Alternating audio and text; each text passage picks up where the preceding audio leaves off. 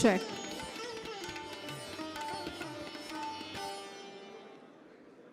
ಬಂಧುಗಳೇ, ಕೆಲವೇ ಕ್ಷಣಗಳಲ್ಲಿ ಸನ್ಮಾನ್ಯ ಮುಖ್ಯಮಂತ್ರಿಗಳಾದ ಶ್ರೀ BS ಯಡಿಯೂರಪ್ಪ ಹಾಗೂ ಉಪಮುಖ್ಯಮಂತ್ರಿಗಳು ಇಲ್ಲಿಗೆ ಆಗಮಿಸಲಿದ್ದಾರೆ. ದಯಮಾಡಿ ತಾವೆಲ್ಲರೂ ಸಹ ಸ್ಥಳಾವಕಾಶ ಸಾಕಷ್ಟು ಮಾಡಲಾಗಿದೆ. ದಯಮಾಡಿ ತಾವೆಲ್ಲರೂ ಆಸೀನರಾಗಬೇಕಾಗಿ ನಮ್ರ ಕೋರಿಕೆ. ಇದೀಗ ವಿಧಾನಸೌಧದ ಬ್ಯಾಂಕ್ವೆಟ್ ಹಾಲ್ಗೆ ಸನ್ಮಾನ್ಯ ಮುಖ್ಯಮಂತ್ರಿಗಳಾದ ಶ್ರೀ BS ಯಡಿಯೂರಪ್ಪ ಅವರು ಆಗಮಿಸಿದ್ದಾರೆ. ನಮಸ್ಕಾರ, ಶುಭೋದಯ. ಇಂದಿನ ಅದ್ಭುತ ಕ್ಷಣಗಳನ್ನು ಕಣ್ತುಂಬಿಕೊಳ್ಳಲು ಹಾಜರಾಗಿರುವಂಥ ಎಲ್ಲ ಮುಖ್ಯ ಅತಿಥಿಗಳಿಗೆ ತಮ್ಮೆಲ್ಲರಿಗೂ ಕಾರ್ಯಕ್ರಮಕ್ಕೆ ಗೌರವದ ಸ್ವಾಗತ, ಸುಸ್ವಾಗತ.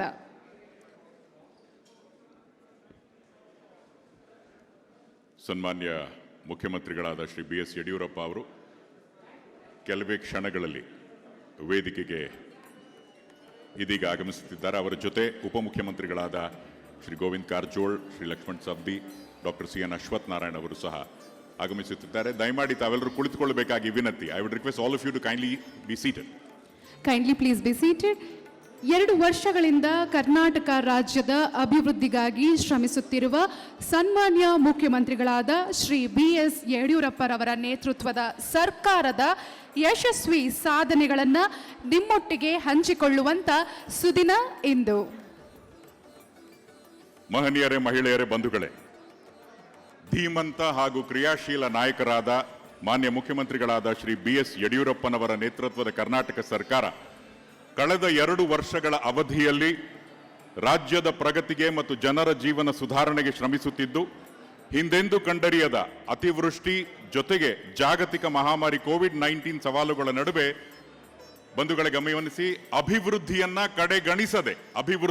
ಕಡೆಗಣಿಸದೆ ಆರ್ಥಿಕತೆಯನ್ನ ಉತ್ತಮವಾಗಿ ನಿರ್ವಹಿಸಿ ಎಲ್ಲ ಕ್ಷೇತ್ರದಲ್ಲೂ ಗಣನೀಯ ಸಾಧನೆ ಮಾಡಿದೆ, ಮಾಡುತ್ತಲಿದೆ. ನಿಮ್ಗೆಲ್ಲ ಗೊತ್ತಿರೋ ಹಾಗೆ ಇದು ಸವಾಲುಗಳು ಮೀರಿದ ಸಾಧನ ಪರ್ವ, ಜನಸ್ನೇಹಿ ಆಡಳಿತದ 2 ವರ್ಷ. ಈ ಒಂದು ವಿಶೇಷ ಕಾರ್ಯಕ್ರಮಕ್ಕೆ ಕರ್ನಾಟಕ ಸರ್ಕಾರದ ಪರವಾಗಿ ಕಾರ್ಯಕ್ರಮದ ನಿರೂಪಕರಾಗಿ ನಾನು, ಶಂಕರ್ ಪ್ರಕಾಶ್ ಮತ್ತು ಅನುಷಾ ಆದರದ ಹೃತ್ಪೂರ್ವಕ ಸ್ವಾಗತವನ್ನು ಕೋರ್ತಾ ಇದ್ದೇವೆ. Very hearty welcome to all of you ladies and gentlemen, boys and girls, for this historic function. ನಿಮ್ಮ ಕರತಾಣದೊಂದಿಗೆ ಸನ್ಮಾನ್ಯ ಮುಖ್ಯಮಂತ್ರಿಗಳಿಗೆ ಹಾಗೂ ವೇದಿಕೆ ಮೇಲಿರತಕ್ಕಂಥ ಎಲ್ಲ ಉಪಮುಖ್ಯಮಂತ್ರಿಗಳಿಗೂ ಸ್ವಾಗತವನ್ನು ಕೋರಬೇಕಾಗಿ ವಿನಂತಿ. I would request all of you to kindly give a round of applause to the honourable chief minister. ಆರಂಭದಲ್ಲಿ ನಾಡಗೀತೆಯ ಪ್ರಸ್ತುತಿ. ತಾವೆಲ್ಲರೂ ಎದ್ದು ನಿಲ್ಲುವ ಮೂಲಕ ನಾಡಗೀತೆಗೆ ಗೌರವವನ್ನು ಸೂಚಿಸಬೇಕಾಗಿ ವಿನಂತಿಸಿಕೊಳ್ತಾ ಇದ್ದೀವಿ.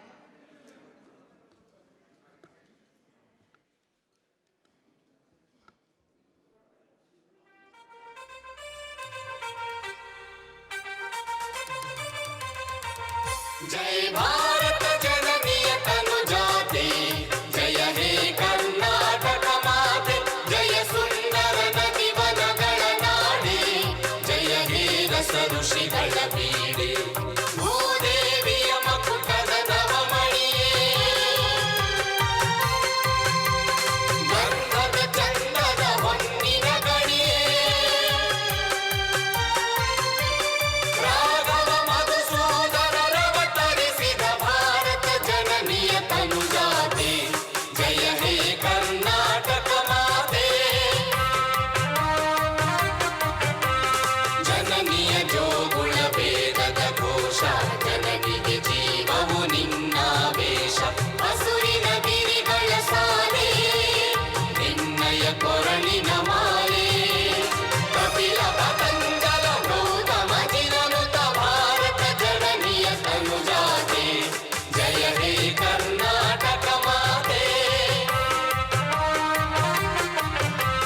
ಶಂಕರ ರಮನುಜ ವಿದ್ಯಾರಣ್ಯ ಬಸವೇಶ್ವರ ಮಧ್ವರ ದಿವ್ಯಾರಣ್ಯ ರಂಗ ಷಡಕ್ಷರಿ ಪೊನ್ನ ಪಂಪಲ ಕುಣಿಪತಿ ಜನ್ನ ಕುಮಾರ ವ್ಯಾಸರ ಮಂಗಲ ಧಾಮ ಕವಿ ಕೋಗಿಲೆಗಳ ಪುಣ್ಯ ರಾಮ ನಾನಕ ರಾಮಾನಂದ ಕಬೀರರ ಭಾರತ ಜನನಿಯ ತನುಜಾತೆ ಜಯ ಹೇ ಕರ್ನಾಟಕ ಮಾತೆ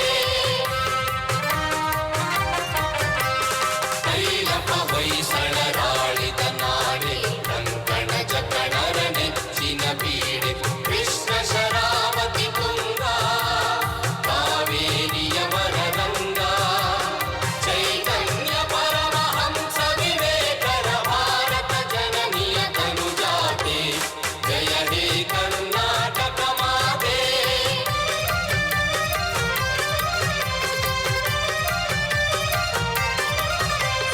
ಸರ್ವ ಜನಾಂಗದ ಶಾಂತಿಯ ತೋಟ ರಸಿಕರ ಕಂಗಳ ಸೆಳೆಯುವ ನೋಟ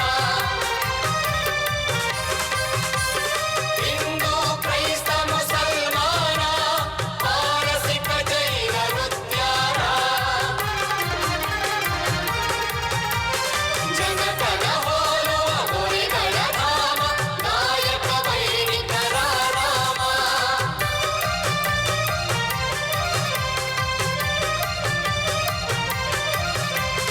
ಕನ್ನಡ ನುಡಿ ಕುಣಿದಾಡುವ ದೇಹ ಕನ್ನಡ ತಾಯಿಯ ಮಕ್ಕಳ ದೇಹ ಜೈ ಭಾರತ ಜನನಿಯ ತನುಜಾತೆ ಜಯ ಹೇ ಕರ್ನಾಟಕ ಮಾತೆ ಜಯ ಸುಂದರ ನದಿ ವನಗಳ ನಾಡಿ ಜಯ ಹೇ ರಸ ಋಷಿಗಳ ಬೀಡೆ ಜೈ ಭಾರತ ಜನನಿಯ ತನುಜಾತೆ ಜಯ ಹೇ ಕರ್ನಾಟಕ ಮಾತೆ ಧನ್ಯವಾದಗಳು. ದಯಮಾಡಿ ಎಲ್ಲರೂ ಕುಳಿತುಕೊಳ್ಬೇಕಾಗಿ ವಿನಂತಿಸ್ಕೊಳ್ತಾ ಇದ್ದೀವಿ. ವೇದಿಕೆ ಮೇಲಿರ್ತಕ್ಕಂಥ ಸನ್ಮಾನ್ಯ ಮುಖ್ಯಮಂತ್ರಿಗಳು ಹಾಗೂ 3 ಜನ ಉಪಮುಖ್ಯಮಂತ್ರಿಗಳು, ಸಂಪುಟ ಸದಸ್ಯರು ಹಾಗೂ ಅಪಾರ ಸಂಖ್ಯೆಯಲ್ಲಿ ಅಧಿಕಾರಿ ವೃಂದ ಇಲ್ಲಿಗೆ ಆಗಮಿಸಿದೆ. ಕಾರ್ಯಕ್ರಮದ ಆರಂಭದಲ್ಲಿ ಕಂದಾಯ ಇಲಾಖೆ ಮತ್ತು ವಾರ್ತಾ ಮತ್ತು ಸಾರ್ವಜನಿಕ ಸಂಪರ್ಕ ಇಲಾಖೆಯ ಪ್ರಧಾನ ಕಾರ್ಯದರ್ಶಿಗಳಾದ ಶ್ರೀ ಮಂಜುನಾಥ್ ಪ್ರಸಾದ್ ಅವರಿಂದ ಆರಂಭಿಕ ನುಡಿಗಳು ಮತ್ತು ಸ್ವಾಗತ. ಬಂಧುಗಳೇ, ಸ್ವಾಗತಿಸಿ ಶ್ರೀ ಮಂಜುನಾಥ್ ಪ್ರಸಾದ್.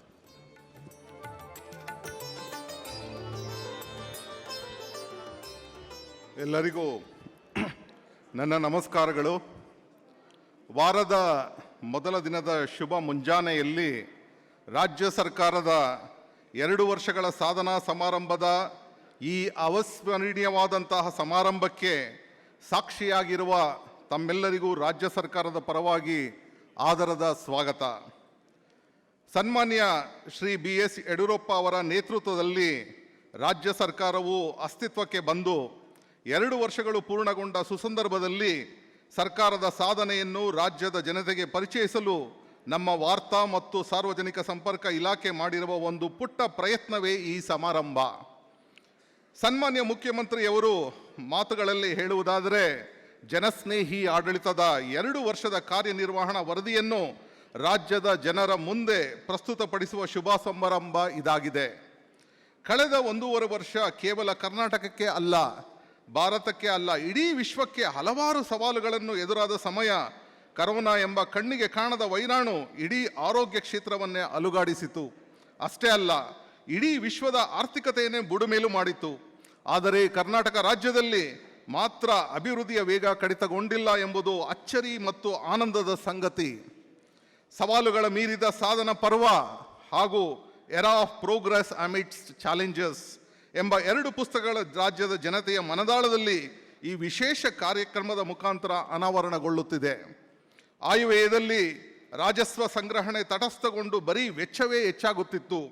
ಸನ್ಮಾನ್ಯ ಮುಖ್ಯಮಂತ್ರಿಗಳು ಕೂಡ ಕೋವಿಡ್-19ಕ್ಕೆ 2 ಬಾರಿ ಒಳಗಾದರೂ ಎದೆಗುಂದದೆ, ಅತ್ಯಂತ ಕಷ್ಟ ಮತ್ತು ಕ್ಲಿಷ್ಟ ಸಂದರ್ಭದಲ್ಲಿಯೂ ವಿಚಲಿತರಾಗದೆ ಜನಾರೋಗ್ಯದ ಪರಮಾದ್ಯತೆ ನೀಡಿ ಕೋವಿಡ್-19ರ ಮೊದಲನೇ ಅಲೆ ಮತ್ತು 2ನೇ ಅಲೆಯನ್ನು ಅತ್ಯಂತ ಸಮರ್ಥಕವಾಗಿ ನಿಭಾಯಿಸಿ ಎಲ್ಲರ ಮೆಚ್ಚುಗೆಗೆ ಪಾತ್ರರಾಗಿರುವ ಹಾಗೂ ಈ ಸಮಾರಂಭದ ಕೇಂದ್ರ ಬಿಂದುವೂ ಆಗಿರುವ ಕರ್ನಾಟಕ ಸನ್ಮಾನ್ಯ ಮುಖ್ಯಮಂತ್ರಿ ಶ್ರೀ BS ಯಡಿಯೂರಪ್ಪರವರಿಗೆ ತಮ್ಮೆಲ್ಲರ ಪರವಾಗಿ ಗೌರವಪೂರ್ವಕ ಸ್ವಾಗತವನ್ನು ಕೋರುತ್ತಿದ್ದೇನೆ.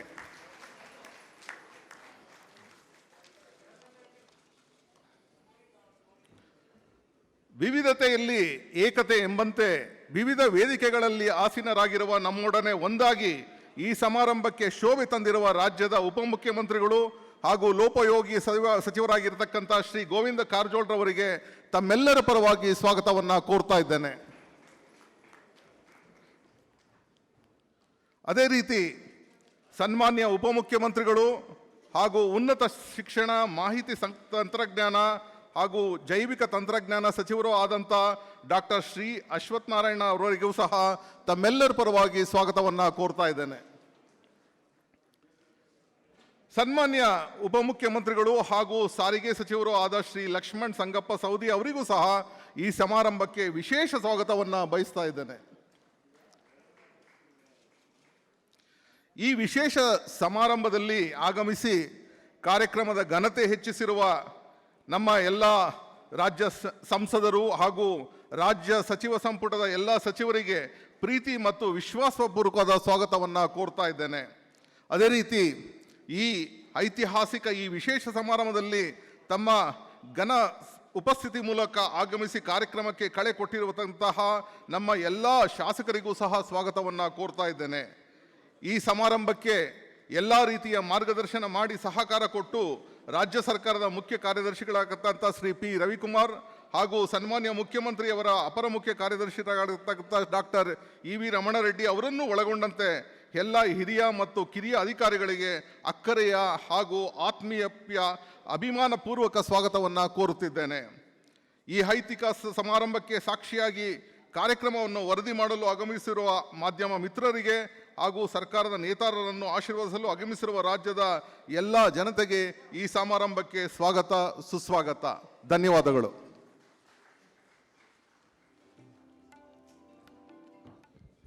ಶ್ರೀ ಮಂಜುನಾಥ್ ಪ್ರಸಾದ್ ರವರಿಗೆ ಧನ್ಯವಾದಗಳನ್ನು ಅರ್ಪಿಸ್ತಾ, ದೀಪ, ಜ್ಯೋತಿ, ಬೆಳಕು ನಮ್ಮೆಲ್ಲರ ಜೀವನದ ಆಶಾಕಿರಣ.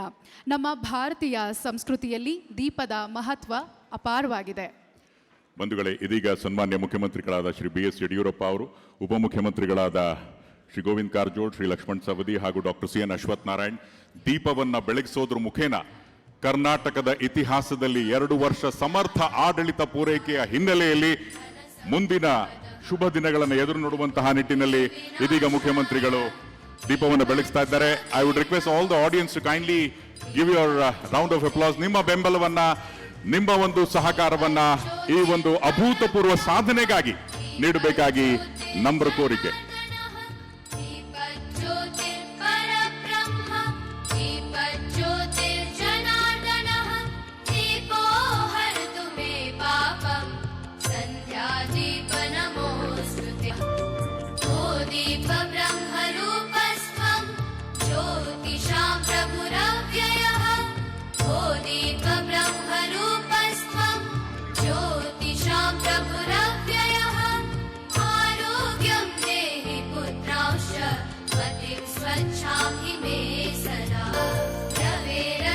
ರಾಜ್ಯದ ಸರ್ವಾಂಗೀಣ ಅಭಿವೃದ್ಧಿಯ ನಿಟ್ಟಿನಲ್ಲಿ ಅಭಿವೃದ್ಧಿಯೇ ಆಡಳಿತ ಮಂತ್ರವನ್ನಾಗಿಸಿ ವಿಶೇಷವಾಗಿ ಸನ್ಮಾನ್ಯ ಮುಖ್ಯಮಂತ್ರಿಗಳಾದ ಶ್ರೀ ಬಿ ಎಸ್ ಯಡಿಯೂರಪ್ಪ ಅವರು ಜನಪರ ಆಡಳಿತವನ್ನ ನೀಡೋದ್ರ ಜೊತೆಗೆ ವಿಶೇಷವಾಗಿ ಕೋವಿಡ್-19 ನಿಯಂತ್ರಣದ ನಿಟ್ಟಿನಲ್ಲಿ ಇಡೀ ದೇಶಕ್ಕೆ, ಇಡೀ ವಿಶ್ವಕ್ಕೆ ಮಾದರಿಯಾಗುವಂತಹ ನಿಟ್ಟಿನಲ್ಲಿ ಮಾರ್ಗದರ್ಶನ ಹಾಗೂ ನೇತೃತ್ವವನ್ನ ವಹಿಸಿದ್ದಾರೆ.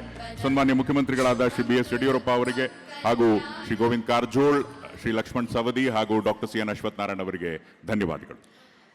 ಜ್ಯೋತಿಯನ್ನ ಬೆಳಗುವುದರ ಮೂಲಕ ಕಾರ್ಯಕ್ರಮವನ್ನು ಉದ್ಘಾಟಿಸಿದಂಥ ಎಲ್ಲ ಮುಖ್ಯ ಗಣ್ಯರಿಗೆ ಧನ್ಯವಾದಗಳನ್ನು ಅರ್ಪಿಸ್ತಾ ಇದ್ದೇವೆ.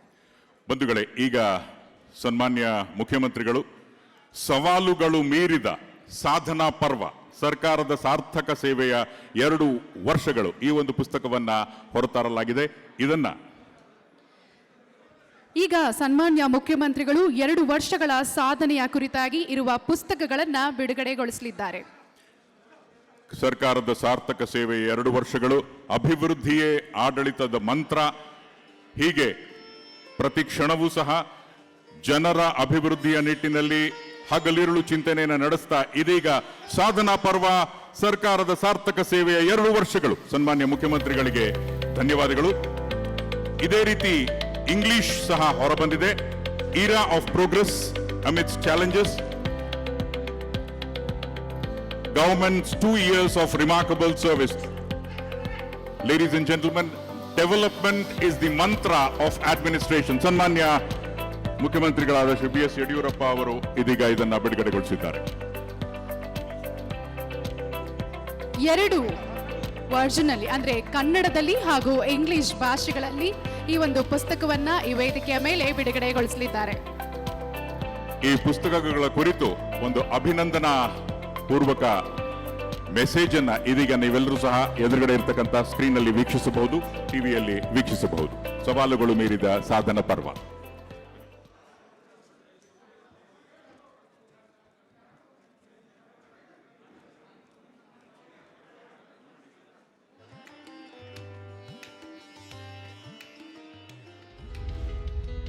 ಈಗಿನ ಕರ್ನಾಟಕ ಸರ್ಕಾರ BJP ಸರ್ಕಾರ ಯಡಿಯೂರಪ್ಪ ಸರ್ಕಾರ 26ನೇ ತಾರೀಕಿಗೆ 2 ವರ್ಷ ಕಂಪ್ಲೀಟ್ ಆಗುತ್ತೆ. ಇಂಡಸ್ಟ್ರಿಗೆ ಟ್ರೇಡರ್ಸ್ಗೆ ಎಷ್ಟು ಸಪೋರ್ಟ್ ಮಾಡಬೇಕು ಅಷ್ಟು ಮಾಡಿದ್ದಾರೆ ಕಳೆದ 2 ವರ್ಷದಿಂದ. ಇಂಡಸ್ಟ್ರಿಯಲ್ ಪಾಲಿಸಿ ಮಾಡಿದ್ದಾರೆ 2020-25ಕ್ಕೆ. ಅದರಲ್ಲಿ ಏನು ಅಂದರೆ ಒಂದು ವಿಶೇಷವಾಗಿ ಭಾರತ ದೇಶದಲ್ಲೇ ಇದು ಪ್ರಥಮವಾಗಿ ಮಾಡಿದ್ದಾರೆ, ಅಫಿಡವಿಟ್ ಬೇಸ್ಡ್ ಕ್ಲಿಯರೆನ್ಸ್ ಅಂತ. ಅವರು 2 ವರ್ಷದ ಅವರ ಮಾಡಿರೋ ಕೆಲಸಗಳನ್ನ ಮತ್ತೆ ಒಂದು ಬುಕ್ ರಿಲೀಸ್ ಮಾಡ್ತಾ ಇರೋದೆ, ಅದಕ್ಕೂ ಶುಭಾಶಯ ಕೋರ್ತೀನಿ.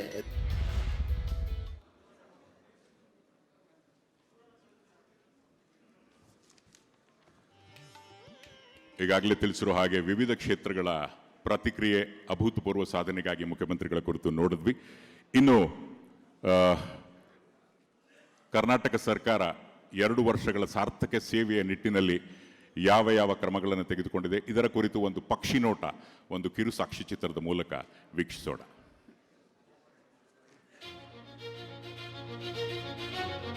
ಪ್ರಧಾನಿ ಶ್ರೀ ನರೇಂದ್ರ ಮೋದಿ ಅವರು ತಮ್ಮ ಮುನ್ನೋಟದೊಂದಿಗೆ ಮಹತ್ವದ ಯೋಜನೆಗಳನ್ನು ಜಾರಿಗೆ ತರುವ ಮೂಲಕ ಭಾರತವನ್ನು ಜಗತ್ತಿನ ಬಲಿಷ್ಠ ರಾಷ್ಟ್ರವನ್ನಾಗಿ ರೂಪಿಸುವುದಕ್ಕಾಗಿ ಶ್ರಮಿಸುತ್ತಿದ್ದಾರೆ.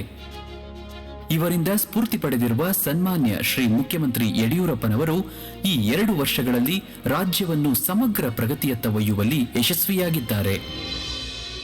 ಕೋವಿಡ್ ಮಹಾಮಾರಿ ಇಡೀ ಜಗತ್ತನ್ನೇ ಅಲುಗಾಡಿಸಿದ್ದಾಗ ಎದೆಗುಂದದೆ ದಿಟ್ಟತನದೊಂದಿಗೆ ರಾಜ್ಯದ ಸರ್ವಾಂಗೀಣ ಅಭಿವೃದ್ಧಿ ರಥವನ್ನು ಮುಂದೆಳೆದ ಧೀಮಂತ ನಾಯಕ ಶ್ರೀ ಯಡಿಯೂರಪ್ಪನವರು. ಇವರ ಮುಂದಾಳತ್ವದಲ್ಲಿ ರಾಜ್ಯದಾದ್ಯಂತ ಮಹತ್ವಾಕಾಂಕ್ಷಿ ಯೋಜನೆಗಳು ಜಾರಿಗೆ ಬಂದಿದ್ದು ಕಲ್ಯಾಣ ಕರ್ನಾಟಕದ ಸಮಗ್ರ ಅಭಿವೃದ್ಧಿಗೆ ಒತ್ತು ನೀಡಿದೆ. 600 ಕೋಟಿ ರೂಪಾಯಿ ಅಂದಾಜು ವೆಚ್ಚದಲ್ಲಿ ಜಗಜ್ಯೋತಿ ಶ್ರೀ ಬಸವೇಶ್ವರರ ನೂತನ ಅನುಭವ ಮಂಟಪ ನಿರ್ಮಾಣಕ್ಕೆ ಚಾಲನೆ. ಆರ್ಥಿಕ ಮತ್ತು ಪ್ರವಾಸೋದ್ಯಮ ಚಟುವಟಿಕೆಗಳನ್ನು ಉತ್ತೇಜಿಸಲು ಬೀದರ್ ವಿಮಾನ ನಿಲ್ದಾಣ ಪ್ರಾರಂಭ. ಬೀದರ್ ವೈದ್ಯಕೀಯ ವಿಜ್ಞಾನಗಳ ಸಂಸ್ಥೆ ಬ್ರಿಮ್ಸ್ ಮೇಲ್ದರ್ಜೆಗಾಗಿ 36 ಕೋಟಿ ರೂಪಾಯಿಗಳ ಅನುದಾನ. ರಾಜ್ಯ ಸರ್ಕಾರವೇ ಸಂಪೂರ್ಣವಾಗಿ 181 ಕೋಟಿ ರೂಪಾಯಿ ವೆಚ್ಚ ಮಾಡಿ ಕಲಬುರಗಿ ವಿಮಾನ ನಿಲ್ದಾಣ ಅಭಿವೃದ್ಧಿ. ರಾಯಚೂರು ವಿಮಾನ ನಿಲ್ದಾಣ ನಿರ್ಮಾಣ ಕಾರ್ಯ ಈ ವರ್ಷವೇ ಆರಂಭ. ಯಾದಗಿರಿಯಲ್ಲಿ ವೈದ್ಯಕೀಯ ಕಾಲೇಜು ಸ್ಥಾಪನೆ. ಜಿಲ್ಲಾಸ್ಪತ್ರೆಯಲ್ಲಿ ಆಮ್ಲಜನಕ ಘಟಕ. ಸುಧಾರಿತ ಮಕ್ಕಳ ಚಿಕಿತ್ಸಾ ಘಟಕಗಳ ಸ್ಥಾಪನೆ. ಬಳ್ಳಾರಿಯಲ್ಲಿ 150 ಕೋಟಿ ರೂಪಾಯಿ ವೆಚ್ಚದಲ್ಲಿ ಸೂಪರ್ ಸ್ಪೆಷಾಲಿಟಿ ಟ್ರಾಮಾ ಕೇರ್ ಆರಂಭ. ವಿಜಯನಗರವನ್ನು ಪ್ರತ್ಯೇಕ ಜಿಲ್ಲೆಯಾಗಿ ಘೋಷಿಸಿ ಸುಮಾರು 500 ಕೋಟಿ ವೆಚ್ಚದಲ್ಲಿ ಹಂಪಿಯ ಸಮಗ್ರ ಅಭಿವೃದ್ಧಿಗೆ ಮಾಸ್ಟರ್ ಪ್ಲಾನ್ ತಯಾರಿ ಮಾಡಿದೆ. ಭಾರತದ ಮೊಟ್ಟಮೊದಲ ಆಟಿಕೆ ಕ್ಲಸ್ಟರ್ಗೆ ಕೊಪ್ಪಳದ ಭಾನಾಪುರದಲ್ಲಿ ಭೂಮಿ ಪೂಜೆ. ಉತ್ತರ ಕರ್ನಾಟಕ ಭಾಗದ ಜಿಲ್ಲೆಗಳ ಸಮಗ್ರ ಅಭಿವೃದ್ಧಿಗೆ ಹಲವಾರು ಕಾರ್ಯಕ್ರಮಗಳನ್ನು ಕೈಗೊಂಡಿದ್ದು 220 ಕೋಟಿ ರೂಪಾಯಿ ವೆಚ್ಚದಲ್ಲಿ ವಿಜಯಪುರ ವಿಮಾನ ನಿಲ್ದಾಣ ಯೋಜನೆಗೆ ಕ್ರಮ. ಸ್ವಚ್ಛ ಮತ್ತು ಸುಂದರ ಬೆಳಗಾವಿ ನಗರ ನಿರ್ಮಾಣಕ್ಕಾಗಿ 494 ಕೋಟಿ ರೂಪಾಯಿ ಮೀಸಲು ಮತ್ತು ಸ್ಮಾರ್ಟ್ ಸಿಟಿ ಯೋಜನೆಯಡಿ 930 ಕೋಟಿ ರೂಪಾಯಿ ಅನುದಾನದಲ್ಲಿ ಕೈಗೆತ್ತಿಕೊಳ್ಳಲಾಗಿರುವ ಕಾಮಗಾರಿಗಳಲ್ಲಿ 39 ಕಾಮಗಾರಿಗಳು ಪೂರ್ಣ. ಹುಬ್ಬಳ್ಳಿ ಧಾರವಾಡ ಸ್ಮಾರ್ಟ್ ಸಿಟಿ ಯೋಜನೆಯಡಿ 1,000 ಕೋಟಿ ರೂಪಾಯಿ ವೆಚ್ಚದಲ್ಲಿ 57 ಯೋಜನೆಗಳನ್ನು ಅನುಷ್ಠಾನಗೊಳಿಸಲಾಗುತ್ತಿದ್ದು 12 ಯೋಜನೆಗಳು ಪೂರ್ಣಗೊಂಡಿವೆ. ಗದಗ ನಗರದಲ್ಲಿ ನೂತನ ವಿಶ್ವವಿದ್ಯಾಲಯದ ಕಟ್ಟಡ ನಿರ್ಮಾಣ ಅಂತಿಮ ಹಂತದಲ್ಲಿದ್ದು ಇದೇ ಆವರಣದಲ್ಲಿ ತದ್ರೂಪಿ ಸಬರಮತಿ ಆಶ್ರಮ ಲೋಕಾರ್ಪಣೆಗೊಂಡಿದೆ. ಮಧ್ಯ ಕರ್ನಾಟಕದ ಸಮಗ್ರ ಅಭಿವೃದ್ಧಿಗೆ ಹಲವಾರು ಕಾರ್ಯಕ್ರಮಗಳನ್ನು ಕೈಗೊಂಡಿದ್ದು ಕಾಮಗಾರಿಗಳು ಭರದಿಂದ ನಡೆಯುತ್ತಿವೆ. ಶಿಗ್ಗಾಂವ ಏತ ನೀರಾವರಿ ಯೋಜನೆಯ ಕಾಮಗಾರಿಗಳಿಗೆ 532 ಕೋಟಿ ರೂಪಾಯಿ ವೆಚ್ಚದಲ್ಲಿ 13,500 ಹೆಕ್ಟೇರ್ ಪ್ರದೇಶಕ್ಕೆ ನೀರಾವರಿ ಕಲ್ಪಿಸುವ ಯೋಜನೆಯಡಿ ಈಗಾಗಲೇ 9,900 ಹೆಕ್ಟೇರ್ ನೀರಾವರಿ ಕಲ್ಪಿಸಲಾಗಿದೆ. ದಾವಣಗೆರೆ ನಗರದಲ್ಲಿ 109 ಕೋಟಿ ರೂಪಾಯಿ ವೆಚ್ಚದ ಕೆಎಸ್ಆರ್ಟಿಸಿ ನೂತನ ಬಸ್ ನಿಲ್ದಾಣ ಮತ್ತು 25 ಕೋಟಿ ರೂಪಾಯಿ ವೆಚ್ಚದ ಖಾಸಗಿ ಬಸ್ ನಿಲ್ದಾಣದ ಕಾಮಗಾರಿ ಶೀಘ್ರದಲ್ಲೇ ಪೂರ್ಣಗೊಳ್ಳಲಿದೆ. ದಾವಣಗೆರೆ ನಗರಕ್ಕೆ ನೀರು ಸರಬರಾಜು ಮಾಡಲು ಸ್ಮಾರ್ಟ್ ಸಿಟಿ ಯೋಜನೆಯಡಿ 96.16 ಕೋಟಿ ರೂಪಾಯಿ ವೆಚ್ಚದ ರಾಜನಹಳ್ಳಿ ಬ್ಯಾರೇಜ್ ನಿರ್ಮಾಣ ಕಾಮಗಾರಿ 60% ಪೂರ್ಣ. ಭದ್ರಾ ಮೇಲ್ದಂಡೆ ಯೋಜನೆಯಿಂದ ಚಿತ್ರದುರ್ಗದ ವಿವಿ ಸಾಗರ ಜಲಾಶಯಕ್ಕೆ ನೀರು ಸರಬರಾಜು. ಶಿವಮೊಗ್ಗ ವಿಮಾನ ನಿಲ್ದಾಣದ ಕಾಮಗಾರಿ ಸಮರೋಪಾದಿಯಲ್ಲಿ ನಡೆಯುತ್ತಿದೆ.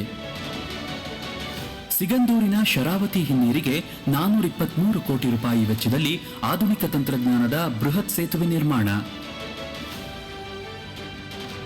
ಹಾರನಹಳ್ಳಿ ಹೋಬಳಿಯ ಕೆರೆಗಳಿಗೆ ನೀರು ತುಂಬಿಸುವ 250 ಕೋಟಿ ರೂಪಾಯಿಗಳ ಕಾಮಗಾರಿ ಪ್ರಗತಿಯಲ್ಲಿದೆ. ಕರಾವಳಿ ಮತ್ತು ಮಲೆನಾಡು ಭಾಗದ ಜಿಲ್ಲೆಗಳ ಸಮಗ್ರ ಅಭಿವೃದ್ಧಿಗೆ ಹಲವಾರು ಕಾರ್ಯಕ್ರಮಗಳನ್ನು ಕೈಗೊಂಡಿದೆ. ಸಾಗರಮಾಲಾ ಯೋಜನೆಯಡಿ ಕಾರವಾರ ಬಂದರಿನಲ್ಲಿ ಒಟ್ಟು 215 ಕೋಟಿ ರೂಪಾಯಿ ವೆಚ್ಚದಲ್ಲಿ ಅಲೆ ತಡೆಗೋಡೆ ನಿರ್ಮಾಣ ಮತ್ತು 61 ಕೋಟಿ ರೂಪಾಯಿ ವೆಚ್ಚದಲ್ಲಿ ಕೋಸ್ಟಲ್ ಬರ್ತ್ ನಿರ್ಮಾಣ. ಕುಕ್ಕೆ ಸುಬ್ರಹ್ಮಣ್ಯದಲ್ಲಿ ಸಸ್ಯ ಉದ್ಯಾನವನ ನಿರ್ಮಾಣ. ಕೊಡಗಿನ ಪ್ರಾಕೃತಿಕ ವಿಕೋಪದಿಂದ ಮನೆ ಕಳೆದುಕೊಂಡ ಸುಮಾರು 660 ಕುಟುಂಬಗಳಿಗೆ ಮನೆ ಹಸ್ತಾಂತರ ಮಾಡಿದೆ. ರಾಜ್ಯದ ದಕ್ಷಿಣ ಭಾಗದ ಜಿಲ್ಲೆಗಳಿಗೂ ಕೂಡ ಹಲವಾರು ಅಭಿವೃದ್ಧಿ ಕಾರ್ಯಗಳನ್ನು ರಾಜ್ಯ ಸರ್ಕಾರ ಕೈಗೊಂಡಿದೆ. ರಾಮನಗರ ಜಿಲ್ಲೆಯ ಮೇಕೆದಾಟು ಯೋಜನೆಯನ್ನು ಜಾರಿಗೆ ತರಲು ರಾಜ್ಯ ಸರ್ಕಾರ ಬದ್ಧವಾಗಿದ್ದು, ಈ ಯೋಜನೆ ಬರ ಪರಿಸ್ಥಿತಿಯಲ್ಲಿ ಉಂಟಾಗುವ ನೀರಿನ ಬವಣೆಯನ್ನು ತೊಡೆದುಹಾಕಲಿದೆ. ಚಿಕ್ಕಬಳ್ಳಾಪುರ ನಗರದಲ್ಲಿ 600 ಕೋಟಿ ರೂಪಾಯಿ ವೆಚ್ಚದ ವೈದ್ಯಕೀಯ ಕಾಲೇಜಿನ ಕಾಮಗಾರಿ ಪ್ರಗತಿಯಲ್ಲಿದೆ. ಕೋಲಾರ ಜಿಲ್ಲೆಯಲ್ಲಿ ದೇಶದಲ್ಲೇ ಪ್ರಥಮ ಎನ್ನಬಹುದಾದ ಡಿಜಿಟಲ್ ನರ್ವ್ ಸೆಂಟರ್ ಅನ್ನು ಅಭಿವೃದ್ಧಿಪಡಿಸಿ ಆರೋಗ್ಯ ಸೇವೆಯನ್ನು ಸರಳೀಕರಿಸಲಾಗಿದೆ. ಕೆಸಿ ವ್ಯಾಲಿ ಯೋಜನೆಯಡಿ 80ಕ್ಕೂ ಹೆಚ್ಚು ಕೆರೆಗಳಿಗೆ ನೀರು ತುಂಬಿಸಲಾಗಿದೆ.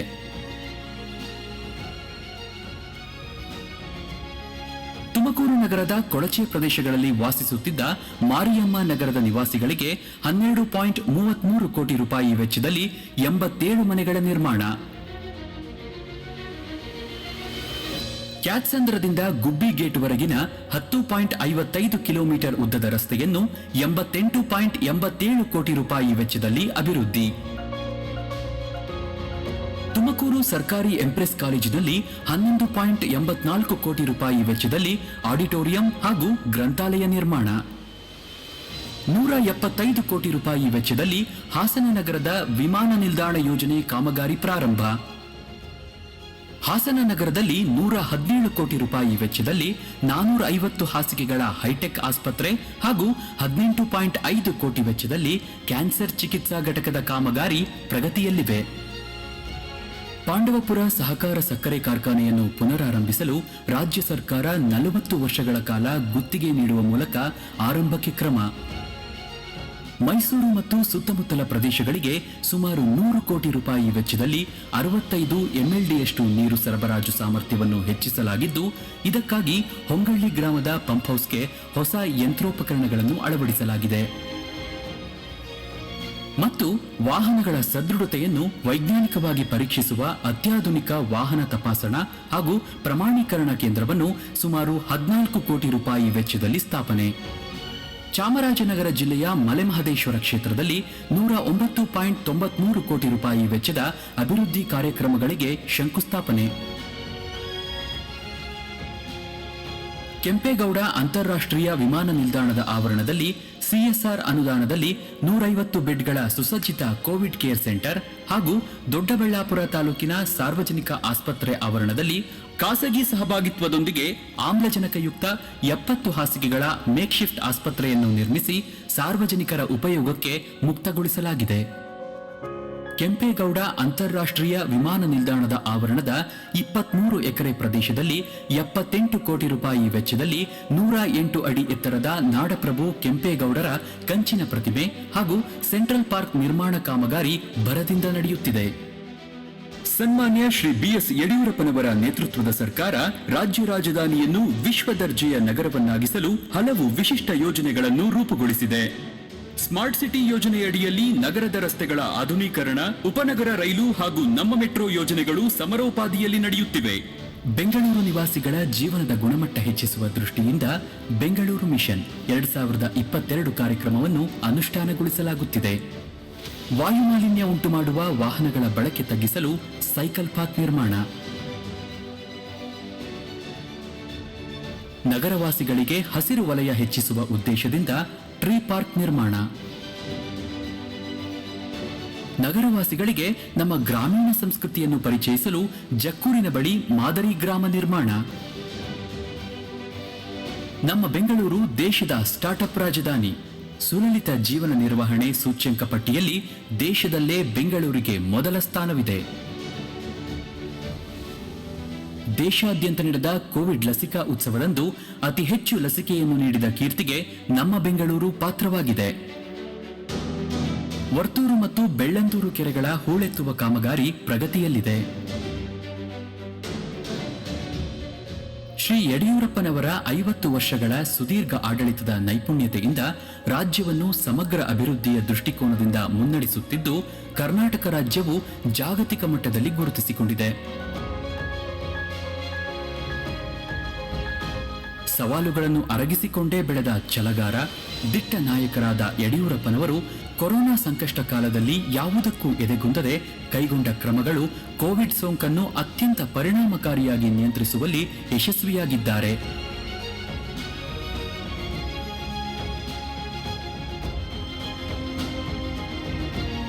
ನಾಡಿನ ಕಟ್ಟಕಡೆಯ ನಾಗರಿಕನಿಗೂ ಎಲ್ಲ ರೀತಿಯ ಅವಕಾಶ, ಪ್ರೋತ್ಸಾಹ, ಭರವಸೆಗಳು ದೊರೆಯಬೇಕೆಂಬ ಜನಪರ ಆಶಯದೊಂದಿಗೆ ದುಡಿಯುತ್ತಿರುವ ಯಡಿಯೂರಪ್ಪನವರನ್ನು ಕನ್ನಡ ನಾಡಿನ ಹೆಸರಾಂತ ಕವಿ ಸಿದ್ದಲಿಂಗಯ್ಯ ಅವರು ಅಭಿನವ ಬಸವಣ್ಣ ಎಂಬ ಅನ್ವರ್ಥನಾಮದಿಂದ ಕರೆದಿದ್ದಾರೆ.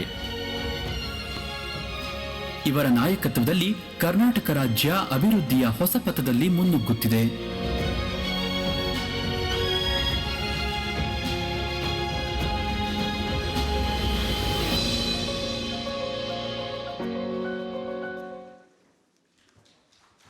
ಜನಸ್ನೇಹಿ ಆಡಳಿತಕ್ಕೆ 2 ವರ್ಷಗಳ ಅದ್ಭುತವಾದಂತಹ ಕ್ಷಣಗಳು. 2 ವರ್ಷಗಳ ಹಿಂದೆ ರಾಜ್ಯದಲ್ಲಿ ಅಧಿಕಾರವನ್ನು ಸ್ವೀಕರಿಸಿದ ಸನ್ಮಾನ್ಯ ಮುಖ್ಯಮಂತ್ರಿಗಳಾದ ಶ್ರೀ BS ಯಡಿಯೂರಪ್ಪರವರ ನೇತೃತ್ವದ ಸರ್ಕಾರ ಕರ್ನಾಟಕದ ಸಮಗ್ರ ಅಭಿವೃದ್ಧಿಗೆ ಹಲವಾರು ಕಾರ್ಯಕ್ರಮಗಳನ್ನು ಕೈಗೊಂಡಿದೆ. ಈ ಅದ್ಭುತ ಸಾಧನೆಗೆ ನಮ್ಮೆಲ್ಲರ ಅಭಿನಂದನೆಗಳು. ಬಂಧುಗಳೇ, ಈ ಕಿರು ಸಾಕ್ಷಿ ಚಿತ್ರದಲ್ಲಿ ಕರ್ನಾಟಕ ಸರ್ಕಾರ ಮುಖ್ಯಮಂತ್ರಿಗಳಾದ ಶ್ರೀ BS ಯಡಿಯೂರಪ್ಪ ಅವರ ನೇತೃತ್ವದಲ್ಲಿ ಕೈಗೊಂಡ ಜನಪರ ಕಾರ್ಯ ಕೆಲಸಗಳ ಕುರಿತು ನಾವು ನೋಡಿದ್ವಿ. ಅದೇ ರೀತಿ ಪ್ರತಿಯೊಬ್ಬ ಸಾಮಾನ್ಯ ಮನುಷ್ಯ, ಸಮಾಜದ ಕಟ್ಟ ಕಡೆಯ ವ್ಯಕ್ತಿಯೂ ಸಹ ಉನ್ನತ ವ್ಯಕ್ತಿಗಳಿಗೆ ಸಿಗುವಂತಹ ಸವಲತ್ತುಗಳನ್ನು ಪಡಿಬೇಕು. ಅವರು ಸಹ ಎಲ್ಲರ ರೀತಿ ಸಮಾಜದ ಅವಿಭಾಜ್ಯ ಅಂಗವಾಗಿ ಸಾರ್ಥಕ ಜೀವನ ನಡೆಸಬೇಕು ಅನ್ನೋದು ಸನ್ಮಾನ್ಯ ಮುಖ್ಯಮಂತ್ರಿಗಳ ಗುರಿ. ಈ ಹಿನ್ನೆಲೆಯಲ್ಲಿ ಕಳೆದ 2 ವರ್ಷಗಳಲ್ಲಿ ವಿವಿಧ ವ್ಯಕ್ತಿಗಳು, ಅಂದರೆ ಬೇರೆ ಬೇರೆ ಕೆಲಸ ಮಾಡಿಕೊಂಡಿರುವಂತಹ ಸಾಮಾನ್ಯ ಜನ ಯಾವ ರೀತಿ ಅವರಿಂದ ಬೆನಿಫಿಟ್ ಪಡೆದಿದ್ದಾರೆ ಅನ್ನೋದನ್ನು ನೋಡುವಂತಹ ಸಮಯ. ಜನತೆಯ ಸಮಸ್ಯೆಗಳಿಗೆ ಸರ್ಕಾರ ಸ್ಪಂದಿಸಿದೆ. ಸರ್ಕಾರದಿಂದ ದೊರಕಿರುವ ಸಹಾಯವನ್ನು ಸ್ವೀಕರಿಸಿರುವ ಸಾರ್ವಜನಿಕರ ಪ್ರತಿಕ್ರಿಯೆಯನ್ನು ಒಂದು ಕಿರುಚಿತ್ರದ ಮೂಲಕ ವೀಕ್ಷಿಸೋಣ. AV please.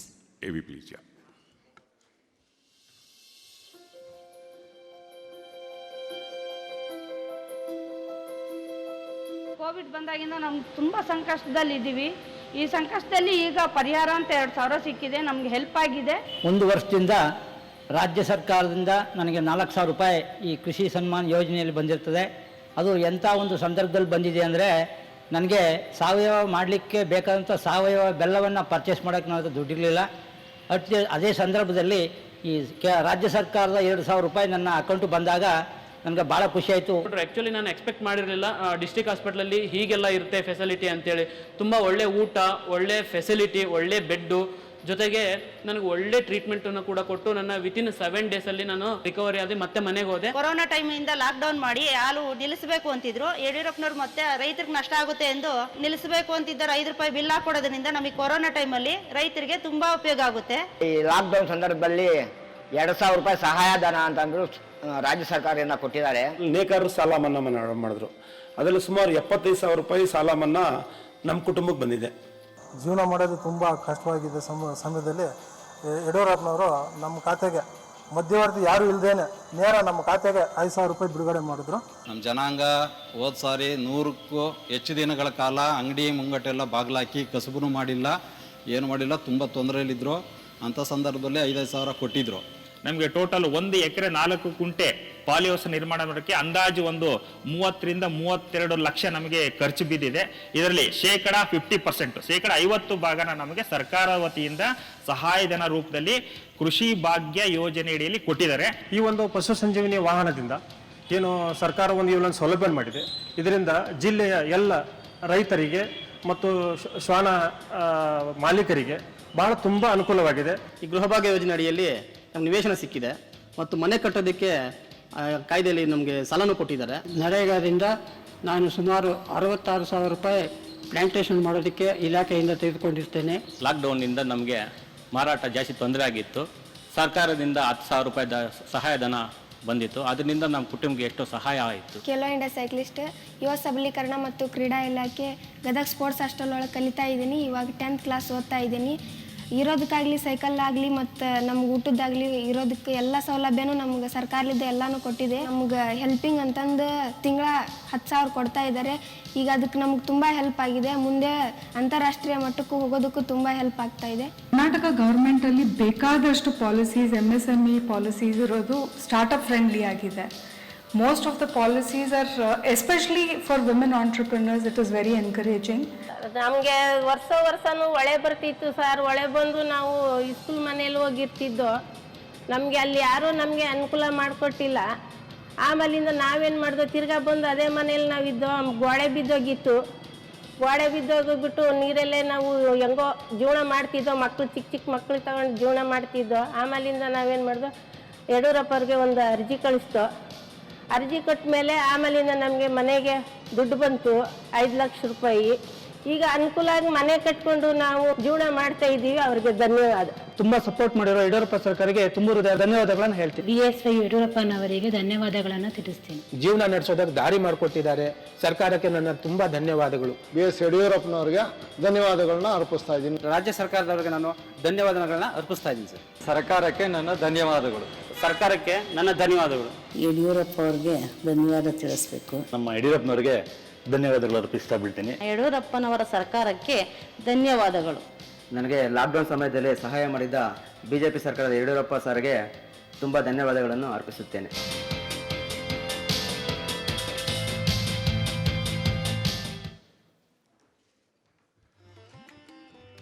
ಬಂಧುಗಳೇ, ಕರ್ನಾಟಕದಲ್ಲಿ ಅದರಲ್ಲೂ ವಿಶೇಷವಾಗಿ ಬೆಂಗಳೂರಿನಲ್ಲಿ ಅನೇಕ ಜನರು ನೆಲೆಸಿ ಜಾಗತಿಕ ಮಟ್ಟದಲ್ಲಿ ತಮ್ಮದೇ ಆದ ವಿಶಿಷ್ಟ ಛಾಪನ್ನು ಮೂಡಿಸಿದ್ದಾರೆ. ಆದರೆ ಇದಕ್ಕೆಲ್ಲ ಮುಖ್ಯವಾಗಿರ್ತಕ್ಕಂಥ ಕಾರಣ ಕರ್ನಾಟಕ ಸರ್ಕಾರದಿಂದ ದೊರೆತಂತಹ ಅಭೂತಪೂರ್ವ ಬೆಂಬಲ. ಈ ಹಿನ್ನೆಲೆಯಲ್ಲಿ what we call industry captains, ಅಂದರೆ ಆಯಾಯ ಕ್ಷೇತ್ರದ ನಾಯಕರು, ಕ್ರಿಸ್ ಗೋಪಾಲಕೃಷ್ಣ ಇರಬಹುದು, ಡಾಕ್ಟರ್ ಕಿರಣ್ ಮಜುಮ್ದಾರ್ ಶಾ ಇರ್ಬೋದು, ಇವರೆಲ್ಲರೂ ಸಹ 2 ವರ್ಷ ಪೂರ್ಣಗೊಳಿಸಿದಂತಹ ನಿಟ್ಟಿನಲ್ಲಿ ತಮ್ಮ ಪ್ರತಿಕ್ರಿಯೆಗಳನ್ನು ನೀಡಿದ್ದಾರೆ. ವಿವಿಧ ಕ್ಷೇತ್ರಗಳ ಸಾಧಕರು ಸರ್ಕಾರದ ಸಾಧನೆಗಳ ಕುರಿತು ನೀಡಿರುವ ಪ್ರತಿಕ್ರಿಯೆಯನ್ನ ವೀಕ್ಷಿಸೋಣ. Can we have the AV please?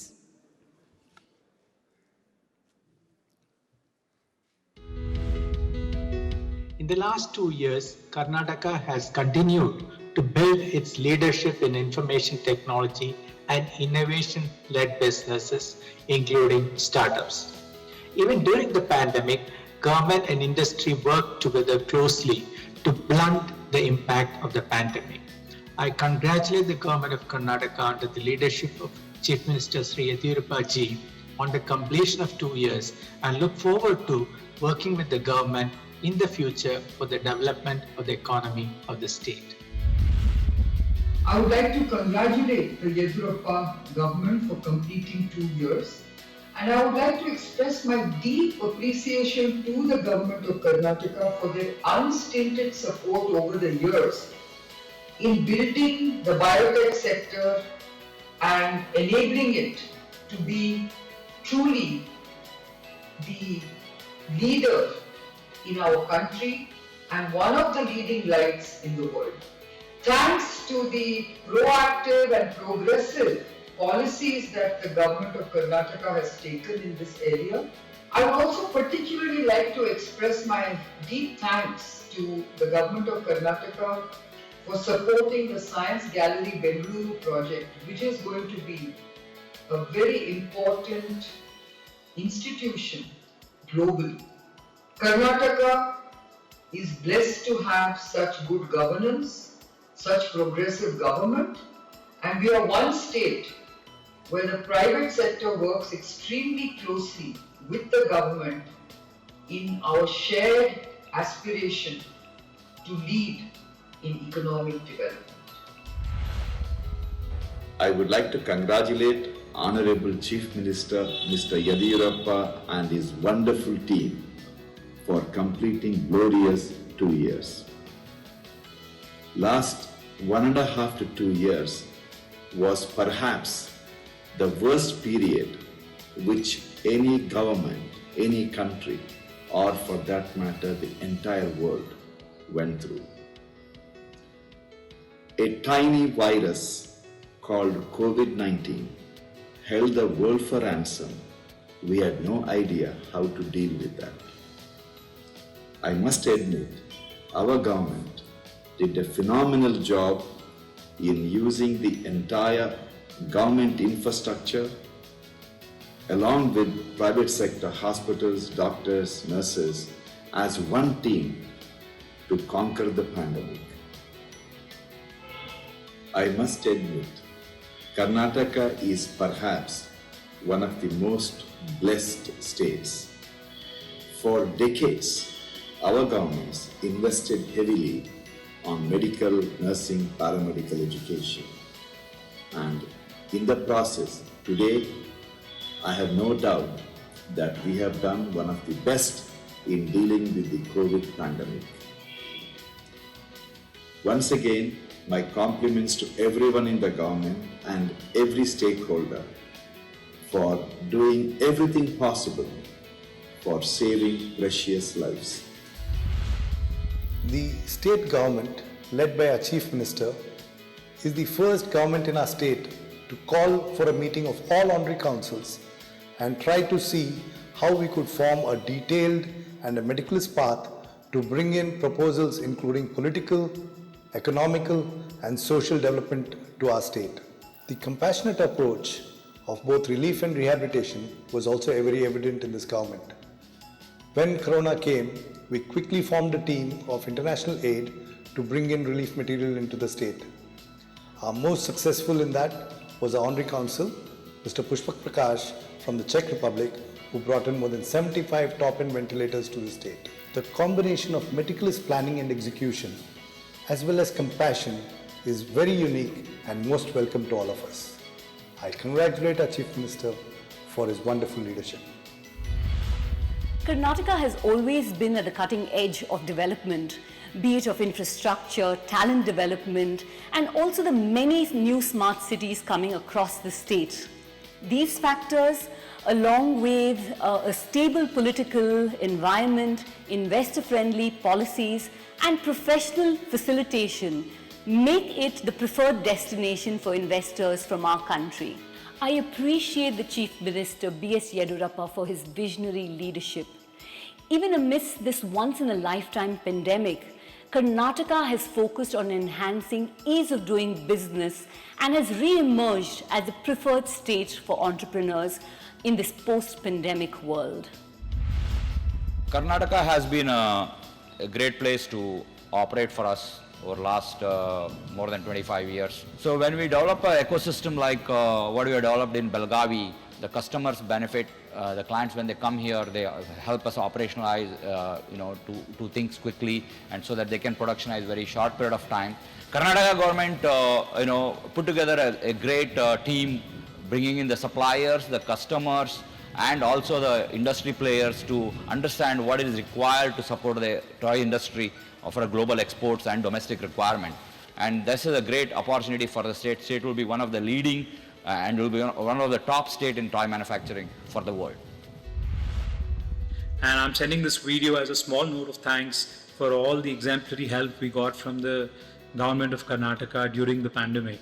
Early on in the pandemic, we had a lot of negative impact to our business, but we were able to quickly recover and be even stronger than we were before the pandemic, thanks to the help that we've gotten from multiple state governments. But the government of Karnataka has been one of the most business friendly in helping us run operations and serve consumers. Whether it is the detailed notifications and guidelines that made it super easy for us to operate, whether it is the time that the senior officials had for us to listen in and then fix our problems, we've received continuous support throughout and are very thankful for it.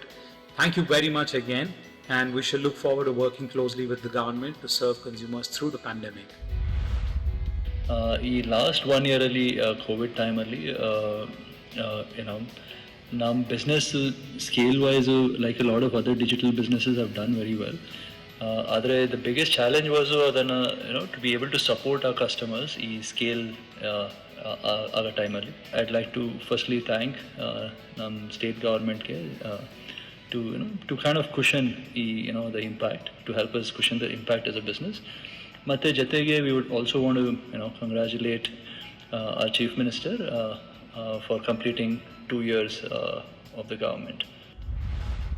I want to begin by congratulating the government of Karnataka in completing 2 years in office. Today, Razorpay is India's leading full-stack financial platform, helping business digitize their banking, payments, and lending needs. Me and the entire team of Razorpay want to take this opportunity to congratulate the government on enabling one of the best startup ecosystems, not just in India, but across the world. Today, we are honored to be working closely with the government on its ongoing initiatives to support the next rung of entrepreneurs and startups in the country. I have no doubt that Karnataka will continue to shine as a global startup destination.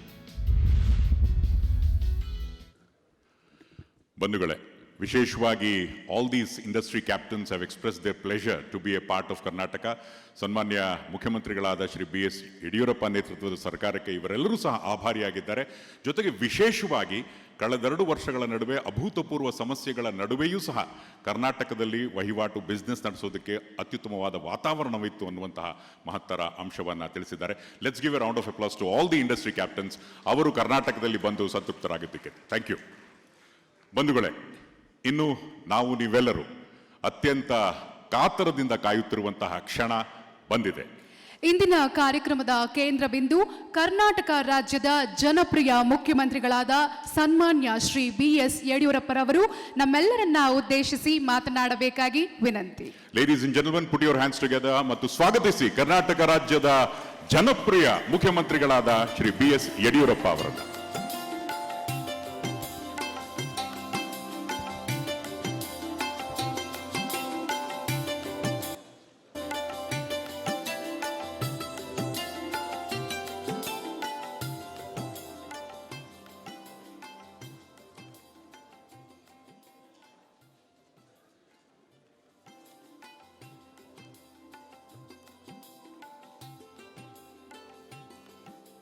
ವೇದಿಕೆ ಮೇಲೆ ಉಪಸ್ಥಿತರಿರುವಂಥ ಉಪಮುಖ್ಯಮಂತ್ರಿಗಳಾದಂಥ ಮಾನ್ಯ ಗೋವಿಂದ ಕಾರಜೋಳ ಅವರೇ, ಮಾನ್ಯ doctor Ashwath Narayan ಅವರೇ, ಮಾನ್ಯ ಲಕ್ಷ್ಮಣ್ ಸವದಿ ಅವರೇ, ಇಲ್ಲಿ ಉಪಸ್ಥಿತರಿರುವಂಥ ಸಚಿವ ಸಂಪುಟದ ನಮ್ಮೆಲ್ಲ ಸಹೋದ್ಯೋಗಿಗಳೇ, ಶಾಸಕ ಮಿತ್ರರೇ, ಕಳೆದ 2 ವರ್ಷದಿಂದ ನನ್ನಲ್ಲಿ ಜೊತೆಯಾಗಿ ನಿಂತು ಸರ್ಕಾರವನ್ನು ಸುಗಮವಾಗಿ ನಡೆಸೋದಕ್ಕೆ ಕಾರಣಕರಾದಂಥ ಎಲ್ಲ ಅಧಿಕಾರಿ ಮಿತ್ರರೇ, ಇತರ ಎಲ್ಲ ಬಂಧು ಭಗಿನಿಯರೇ, ಮಾಧ್ಯಮದ ಸ್ನೇಹಿತರೆ, ದೇಶದ ಸಮಗ್ರತೆಗೆ ಧಕ್ಕೆ ತಂದ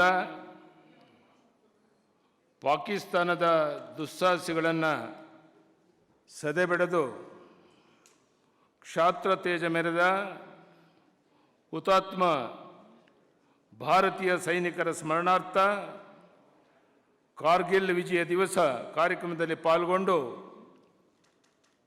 ಹುತಾತ್ಮರಿಗೆ ನಮನ ಸಲ್ಲಿಸಿ ನಾನಿಲ್ಲಿಗೆ ಬಂದಿದ್ದೇನೆ. ದುಷ್ಟ ಶಕ್ತಿಗಳ ವಿರುದ್ಧ ನಮ್ಮ ಸೈನಿಕರು ದಿಟ್ಟವಾಗಿ ಹೋರಾಡಿ ವಿಜಯ ಗಳಿಸಿದ ಈ ಸಂದರ್ಭದಲ್ಲಿ ನಮ್ಮೆಲ್ಲರಿಗೂ ಎದುರಾಗಿರುವ ಅಡ್ಡಿ ಆತಂಕವನ್ನು ಮೆಟ್ಟಿ ಮುನ್ನಡೆಯಲು ಸ್ಫೂರ್ತಿದಾಯಕವಾಗಿದೆ. ಟೋಕಿಯೋ ಒಲಿಂಪಿಕ್ ಕ್ರೀಡಾಕೂಟದಲ್ಲಿ ಭಾಗವಹಿಸ್ತಾ ಇರುವಂಥ ಕರ್ನಾಟಕದ ಕ್ರೀಡಾಪಟುಗಳು ಪದಕ ವಿಜೇತರಾದರೆ ಪ್ರೋತ್ಸಾಹಧನ ನೀಡುವುದಾಗಿ ನಾವು ಘೋಷಿಸಿದ್ದು. ಚಿನ್ನದ ಪದಕ ವಿಜೇತರಿಗೆ 5 ಕೋಟಿ, ಬೆಳ್ಳಿ ಪದಕ ವಿಜೇತರಿಗೆ 3 ಕೋಟಿ, ಕಂಚಿನ ಪದಕ ವಿಜೇತರಿಗೆ 2 ಕೋಟಿ ಘೋಷಿಸಲಾಗಿದೆ. ಇದೇ ಮಾದರಿಯಲ್ಲಿ ವಿಶೇಷ ಪ್ರಕರಣವೆಂದು ಪದಕ ಗೆಲ್ಲುವ ಇತರ ರಾಜ್ಯದ ಕ್ರೀಡಾಪಟುಗಳಿಗೂ ಸಾಂಕೇತಿಕವಾಗಿ ಚಿನ್ನದ ಪದಕಕ್ಕೆ 15 ಲಕ್ಷ, ಬೆಳ್ಳಿ ಪದಕಕ್ಕೆ 10 ಲಕ್ಷ, ಕಂಚು ಪದಕಕ್ಕೆ 5 ಲಕ್ಷ ಕರ್ನಾಟಕದ ಕೊಡುಗೆಯಾಗಿ ಪ್ರಕಟಿಸುವುದು ಉತ್ತಮ ನಡೆಯಾಗಿರುತ್ತೆ. ಈ ಸಂದರ್ಭದಲ್ಲಿ ಈ ಘೋಷಣೆಯನ್ನು ನಾನು ಮಾಡ್ತಾ ಇದ್ದೇನೆ ಬಂಧುಗಳೇ. ಇವತ್ತು ಬಹಳ ಕಾತುರತೆಯಿಂದ ರಾಜ್ಯದ ಜನ, ದೇಶದ ಜನ ನೋಡ್ತಾ ಇರುವಂಥ ಒಂದು ಸಂದರ್ಭ. ಬಹುಶಃ ಶಿಕಾರಿಪುರ ತಾಲೂಕಿನಲ್ಲಿ ಆ ಕಾಲದಲ್ಲಿ ನಮ್ಮನ್ನು ಮಾತನಾಡಿಸೋಕ್ಕೆ 50-100 ಜನ ಸಿಗದೇ ಇದ್ದಂಥ ಕಾಲದಲ್ಲಿ ಬಸವನ ಬಾಗೇವಾಡಿಯಿಂದ, ಬಸವ ಕಲ್ಯಾಣದಿಂದ, ಬನವಾಸಿಯಿಂದ, ಶಿವಮೊಗ್ಗದಿಂದ ಪಾದಯಾತ್ರೆ ಮಾಡೋದ್ರ ಮೂಲಕ ಪಕ್ಷವನ್ನು ಬಲಪಡಿಸುವಂಥ ಒಂದು ಪ್ರಾಮಾಣಿಕ ಪ್ರಯತ್ನವನ್ನು ನಮ್ಮೆಲ್ಲ ಕಾರ್ಯಕರ್ತರ ಜೊತೆಗೂಡಿ ಮಾಡಿದ್ದು. ತಮಗೆ ಗೊತ್ತಿದೆ, ಆ ಸಂದರ್ಭದಲ್ಲಿ ಶಾಸನ ಸಭೆಯಲ್ಲಿ ಯಾರೂ ಇರಲಿಲ್ಲ. ಇಬ್ಬರು ನಾವು ಗೆದ್ದಾಗ ವಸಂತ ಬಂಗೇರ ನನ್ನ ಜೊತೆಗೆ ನಮ್ಮ ಪಕ್ಷದಿಂದ ಗೆದ್ದಂಥ ಶಾಸಕ ಬಿಟ್ಟೋದಾಗ ನಾನೊಬ್ಬನೇ ವಿಧಾನಸಭೆ ಒಳಗಡೆ ಹೋರಾಟ ಮಾಡಬೇಕಾಗಿ ಬಂದಂಥದ್ದು ತಾವೆಲ್ಲ ಗಮನಿಸಿದ್ದೀರ. ನಾನೆಂದೂ ಹಿಂದೆ ತಿರುಗಿ ನೋಡಲಿಲ್ಲ, ನಾನು ಒಬ್ಬನೇ ಇದ್ದೇನೆ ಅಂತ ಚಿಂತೆ ಮಾಡಲಿಲ್ಲ. ನನ್ನ ಕರ್ತವ್ಯವನ್ನು ಜನ ಮೆಚ್ಚೋ ರೀತಿಯಲ್ಲಿ ನಿರ್ವಹಿಸಿದೆ ಅನ್ನುವಂಥ ವಿಶ್ವಾಸ, ತೃಪ್ತಿ, ಸಮಾಧಾನ ನನಗಿದೆ ಅನ್ನೋ ಮಾತನ್ನು ಈ ಸಂದರ್ಭದಲ್ಲಿ ನಾನು ಹೇಳೋಕ್ಕೆ ಇಚ್ಛೆಪಡ್ತೇನೆ ಬಂಧುಗಳೇ. ಎಲ್ಲೋ ಮಂಡ್ಯ ಜಿಲ್ಲೆ ಬೂಕನಕೆರೆಯಲ್ಲಿ ಹುಟ್ಟಿ ಶಿವಮೊಗ್ಗಕ್ಕೆ ಬಂದು ಶಿಕಾರಿಪುರದಲ್ಲಿ ಸಂಘದ ಕಾರ್ಯಕರ್ತನಾಗಿ ನನ್ನ ಜೀವನವನ್ನು ಪ್ರಾರಂಭ ಮಾಡಿದೆ. RSS ಪ್ರಚಾರಕನಾಗಿ ಪ್ರಾರಂಭದಲ್ಲಿ ಕಾರ್ಯ ಪ್ರಾರಂಭ ಮಾಡಿ ಕ್ರಮೇಣ ಪುರಸಭೆಯಲ್ಲಿ ಶಿಕಾರಿಪುರದಲ್ಲಿ ಚುನಾವಣೆಗೆ ನಿಂತು ಗೆದ್ದು ಅಲ್ಲಿ ಪುರಸಭಾ ಅಧ್ಯಕ್ಷನಾದೆ. ಪುರಸಭಾ ಅಧ್ಯಕ್ಷನಾಗಿದ್ದಾಗ ನಾನು ಮನೆಯಿಂದ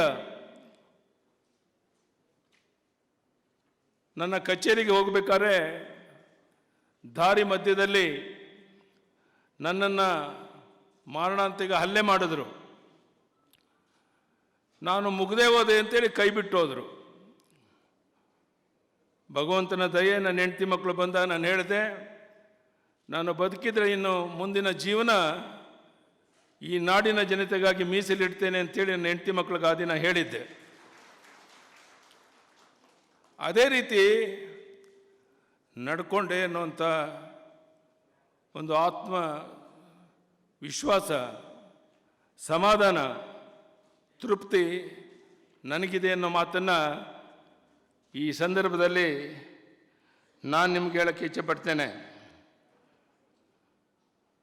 ಅಂದಿನ ಜನಸಂಘದ ತಾಲೂಕು ಅಧ್ಯಕ್ಷನಾಗಿ, ಜಿಲ್ಲಾಧ್ಯಕ್ಷನಾಗಿ ನನ್ನ ಕೆಲಸವನ್ನು ಪ್ರಾರಂಭ ಮಾಡಿ ರೈತ ಪರ ಹೋರಾಟ, ದಲಿತರ ಪರ ಹೋರಾಟ, ಈ ನಾಡಿಗೆ ಅನ್ನ ಕೊಡೋ ಅನ್ನದಾತ ನೆಮ್ಮದಿಯಿಂದ, ಗೌರವದಿಂದ, ಸ್ವಾಭಿಮಾನದಿಂದ ಬಾಳಿ ಬದುಕಬೇಕು ಅನ್ನೋಂಥ ಹೋರಾಟ.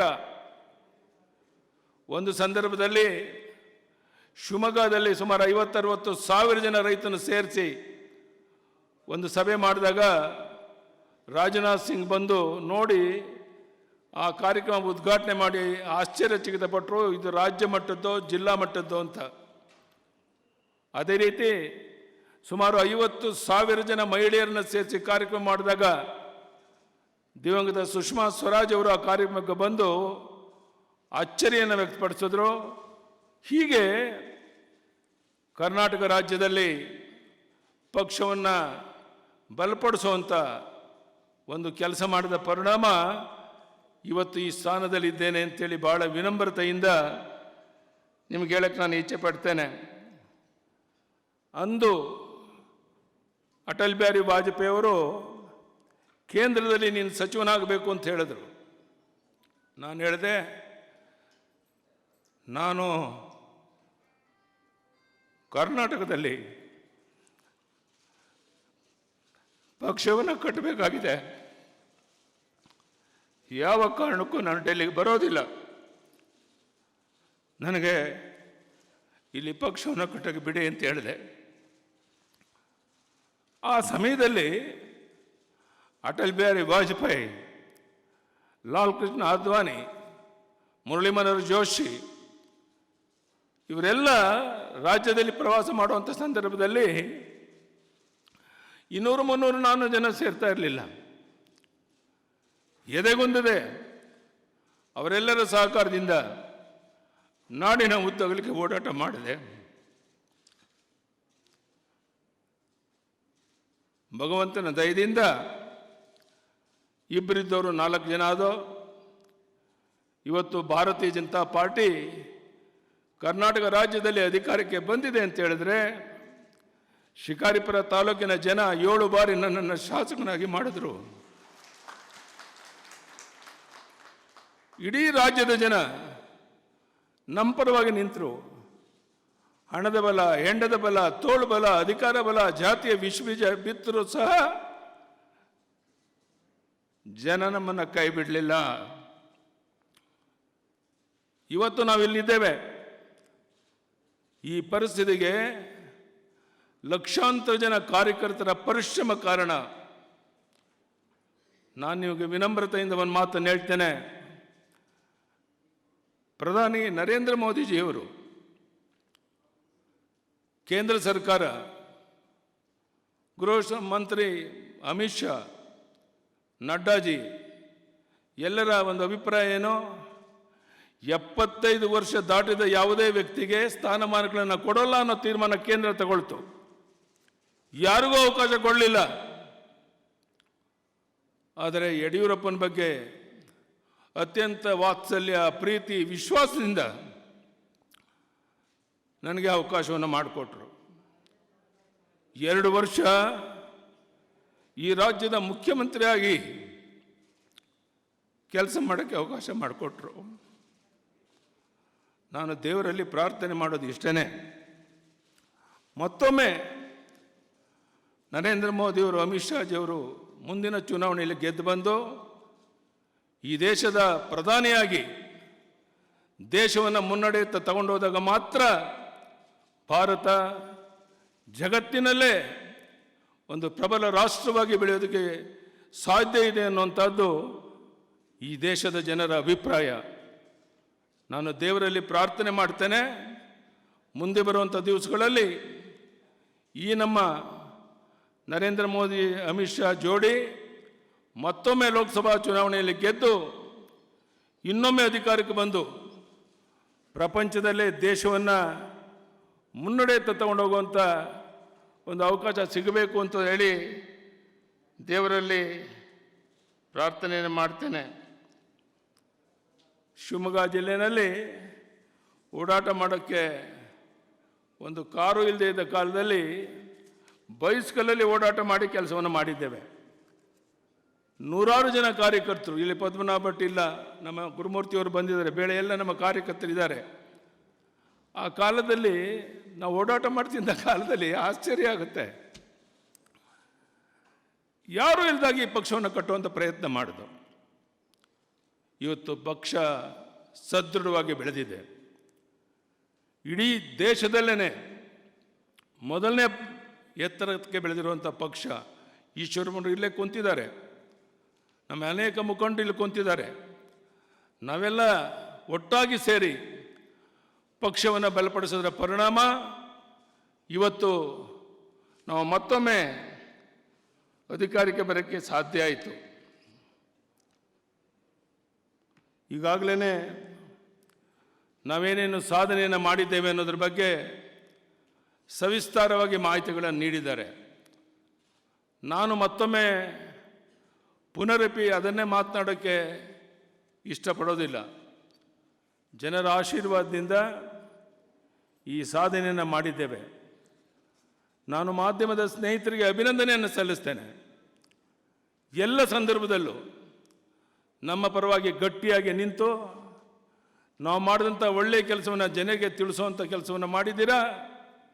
ಇದಕ್ಕಾಗಿ ನನ್ನ ಪಕ್ಷದ ಪರವಾಗಿ ಮಾಧ್ಯಮದ ಎಲ್ಲ ಸ್ನೇಹಿತರಿಗೆ ಅಭಿನಂದನೆಯನ್ನು ಈ ಸಂದರ್ಭದಲ್ಲಿ ಸಲ್ಲಿಸ್ತೇನೆ. ಒಂದು ಸಂದರ್ಭದಲ್ಲಿ ಅನಿವಾರ್ಯವಾಗಿ JDS ಜೊತೆಗೆ ಸಮ್ಮಿಶ್ರ ಸರ್ಕಾರವನ್ನು ರಚನೆ ಮಾಡಬೇಕಾಯಿತು. ಕುಮಾರಸ್ವಾಮಿ ಮುಖ್ಯಮಂತ್ರಿ, ನಾನು ಉಪಮುಖ್ಯಮಂತ್ರಿ. 1 ವರ್ಷದ ನಂತರ ಅವರು ಬಿಟ್ಟುಕೊಡ್ಬೇಕು ನನಗೆ ಮುಖ್ಯಮಂತ್ರಿ ಸ್ಥಾನ, ಈ ಒಪ್ಪಂದ. 1 ವರ್ಷ ಆದಮೇಲೆ ತಂದೆ ಮಗ ಸೇರಿ ಸ್ವಲ್ಪ ಷರತ್ತುಗಳನ್ನು ಹಾಕೋಕ್ಕೆ ಶುರು ಮಾಡಿದರು. ನಾನು ಹೇಳಿದೆ, ನಾನು ಮುಖ್ಯಮಂತ್ರಿ ಆಗದೇ ಇದ್ದರೂ ಪರವಾಗಿಲ್ಲ, ಹಿಂದಿನ ಒಪ್ಪಂದದಂತೆ ನನಗೆ ಅವಕಾಶ ಮಾಡಿಕೊಡ್ಬೇಕು, ಇಲ್ಲದೆ ನಾನು ಮುಖ್ಯಮಂತ್ರಿಯಾಗಿ ಮುಂದುವರಿಯೋಕ್ಕೆ ಇಷ್ಟಪಡೋದಿಲ್ಲ ಅಂತೇಳಿ ಮುಖ್ಯಮಂತ್ರಿ ಸ್ಥಾನಕ್ಕೆ ರಾಜೀನಾಮೆ ಕೊಟ್ಟು ರಾಜ್ಯದ ಉದ್ದಗಲಿಗೆ ಓಡಾಟ ಮಾಡಿದಂಥದ್ದು ಆ ನೆನಪು ನಾನು ಮರೆಯೋಕ್ಕೆ ಸಾಧ್ಯ ಇಲ್ಲ. ಹೀಗೆ ನನ್ನ ಶಕ್ತಿ ಮೀರಿ ರಾಜ್ಯದ ಉದ್ದಗಲಿಗೆ ಓಡಾಟ ಮಾಡಿ, ಪ್ರವಾಸ ಮಾಡಿ ಪಕ್ಷವನ್ನು ಬಲಪಡಿಸಿದ್ದೇನೆ.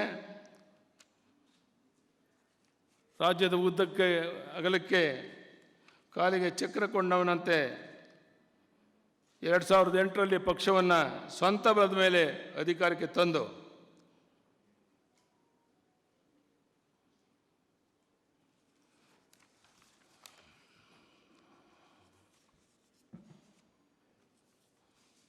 ಬಹುಶಃ ಬೇರೆ ಬೇರೆ ಕಾರಣಕ್ಕೋಸ್ಕರ ನಮಗೆ ಸ್ಪಷ್ಟ ಬಹುಮತ ಬರಲಿಲ್ಲ.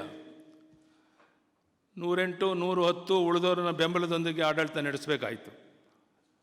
ಸ್ವತಂತ್ರವಾಗಿ 115, 120 ಸೀಟ್ ಗೆಲ್ಲಕ್ಕೆ ಅವಕಾಶ ಇದ್ದರೂ ಸಹ ನಮ್ಮದೇ ಆದ ತಪ್ಪಿನಿಂದ ಆ ಕೆಲಸವನ್ನು ಮಾಡೋಕ್ಕೆ, ಅದರಲ್ಲಿ ಸಾಧನೆ ಮಾಡೋಕ್ಕಾಗಲಿಲ್ಲ.